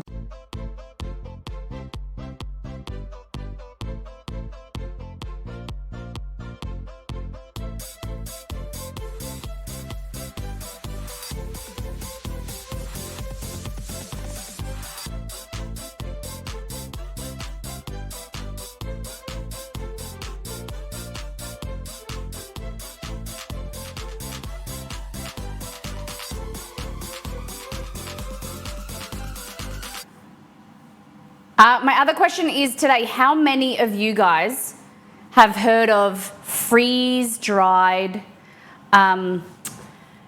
cheese?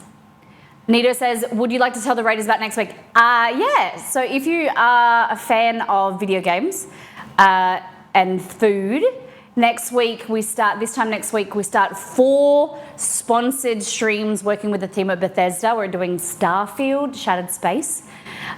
So we're Wednesday, Friday next week, and then Monday and Tuesday for release. I'm also working with them to create 4 recipes like we did last year for the launch. So 4 videos, you'll be able to recreate some games from the food from the game. So it's very, very exciting. We love working with the team and creating some nice content from recreation of the food. So if you're into that thing, follow me on social media, follow me here. A freeze-dried Marmite. Oh, Marmite's no good in the first place. Why freeze-dried Marmite? What do they do with it? This is... Now I've lost it.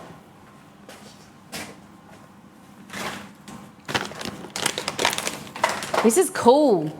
So, freeze-dried cheese, tasty cheddar, which is like an aged cheddar. Looks like that. There we go. Little bowls of, so it's not like, it's more crumbly than kind of like crispy with your freeze-dried like fruit and stuff. It's like crumbly like that. But the flavor, it's like eating Parmesan. It's really, really nice. And it went to bite into. It's kind of like one of those, you know those really crispy crackers, cheese crackers you can get? Kind of like that. It's really intense flavour. Really nice. Like the first piece, you're like, oh, it's a bit weird. But then when it hits the back of your tongue, the umami is just like something else. It's really good. We were saying it would be pretty good on, like in salad, like a Caesar salad, or on soup. Crunch nitty, that would be good. It's a really good idea, for sure. Okay. So, hello Dewey, what are you doing? Sorry, my bit messy here. Into here we're gonna create as like a sugar syrup for these donut things. I'm only gonna make a really small amount, but you want star anise. Oh, that's a lot of star anise for the amount that we're gonna do.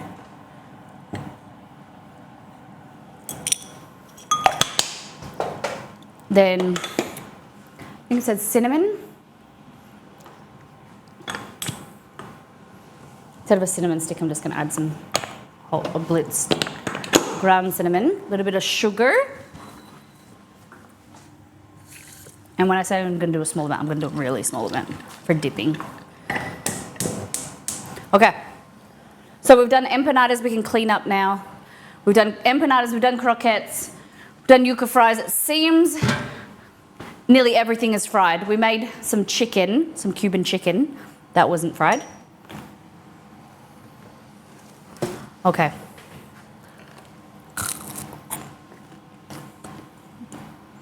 The crema is good too. Okay.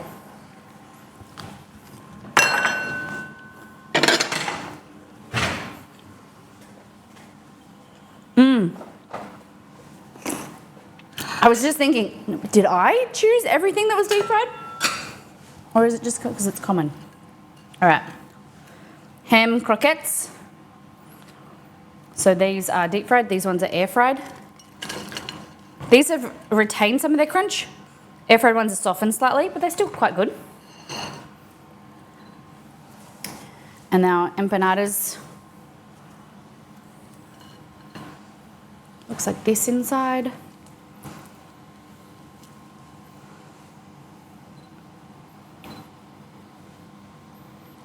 So chicken, bell pepper or capsicum, onion, tomato, very nice. Okay, and then these are bonillos, I think that's how you pronounce it. Guys, if you haven't checked out Chef Steve, please go and check out his channel. It's a wonderful community. The Good Cause Crusaders. Doing some good stuff for the community. There we go.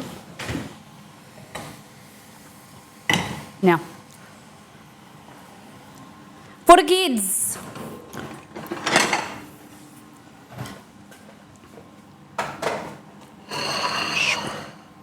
this. So they're yuca and cassava pancake, like not pancakes, donuts. And then just pour this syrup over top, or you could even dip it.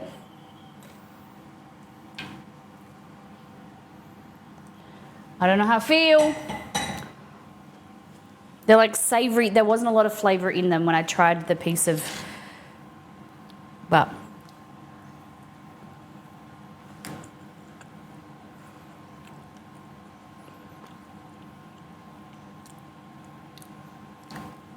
this isn't for me.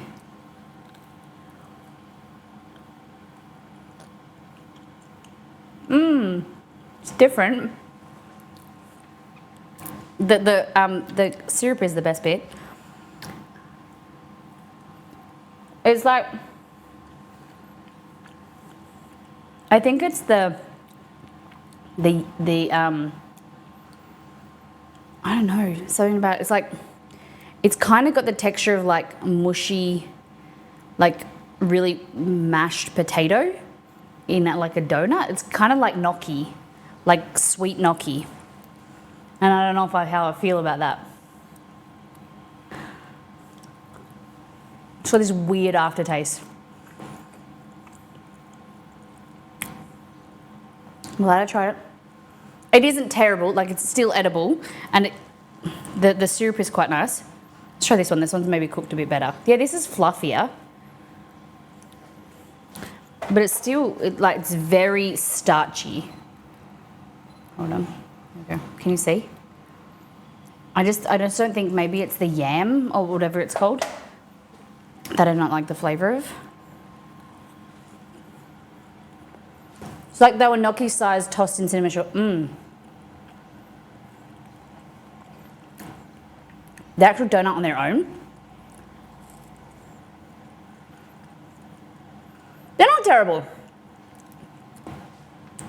but they just taste like a bit meaty, that thing. I don't know how to, very starchy. I'd rather have a normal donut or like a churro or something like that. Right. Or I'd eat everything else savoury. I think there could be more desserts. That would be better. But it wasn't a complete failure.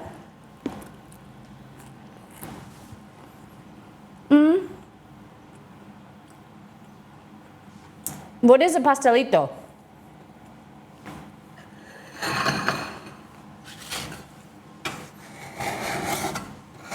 So next time we're doing, the community have voted today, we're doing Slovakian food next week or next time.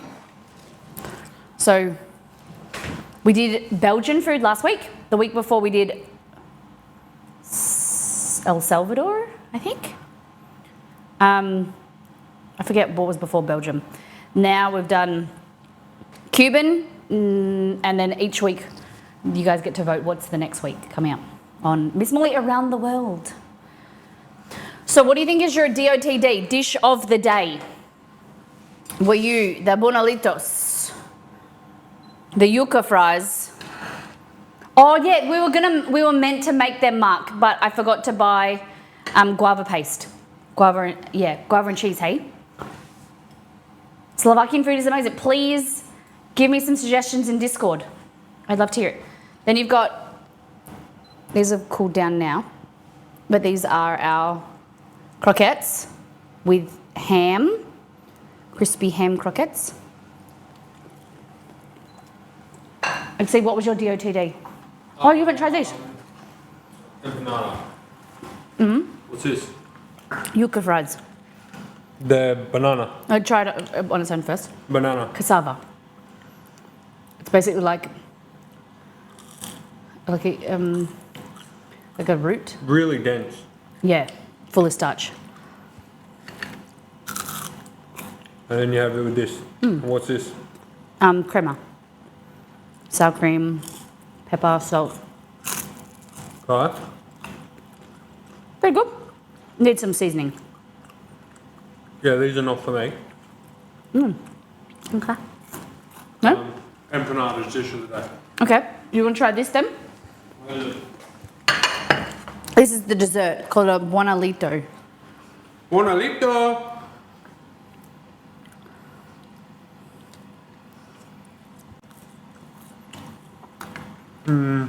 Oh, it's like a sad donut. Try it on its own without this. As much sugar. No. Nah. I mean, it's okay. It's not like think- bad, yeah. but just have a donut. Yeah. Croquettes. On my DOTD, just a sad donut. Yeah. All right. What is your DOTD dish of the day? I would say empanadas. Easy. Easy from easy.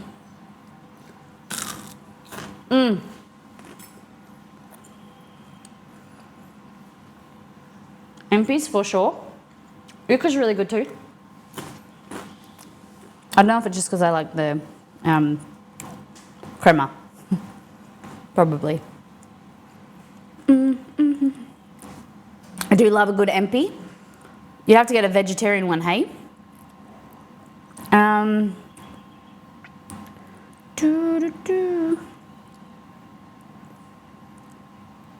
Ooh. Croquettes spoke to me.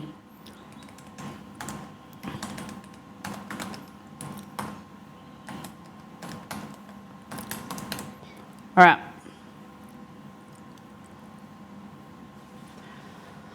Oh my goodness.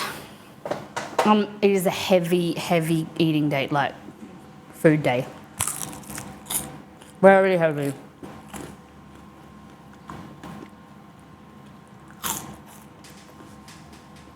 Oh my goodness. All right. I need to make the dough. But next stream is Pizza Fridays.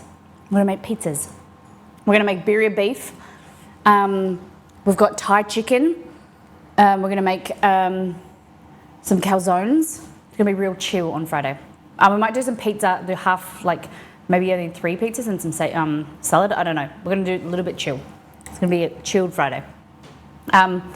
Thank you everyone for being here. Thank you for the beautiful raids, Chef Steve, community. Thank you for coming over. Copy and paste a raid call message. We're gonna raid Chelsea. She's doing Japanese snack box reviewing Japanese snacks. Thank you everyone for being here. I may be streaming tomorrow for the brownie stuff, but I think I have to go into town. Chester's I've got some appointments and stuff. Oh, croquette for Hell's Bells.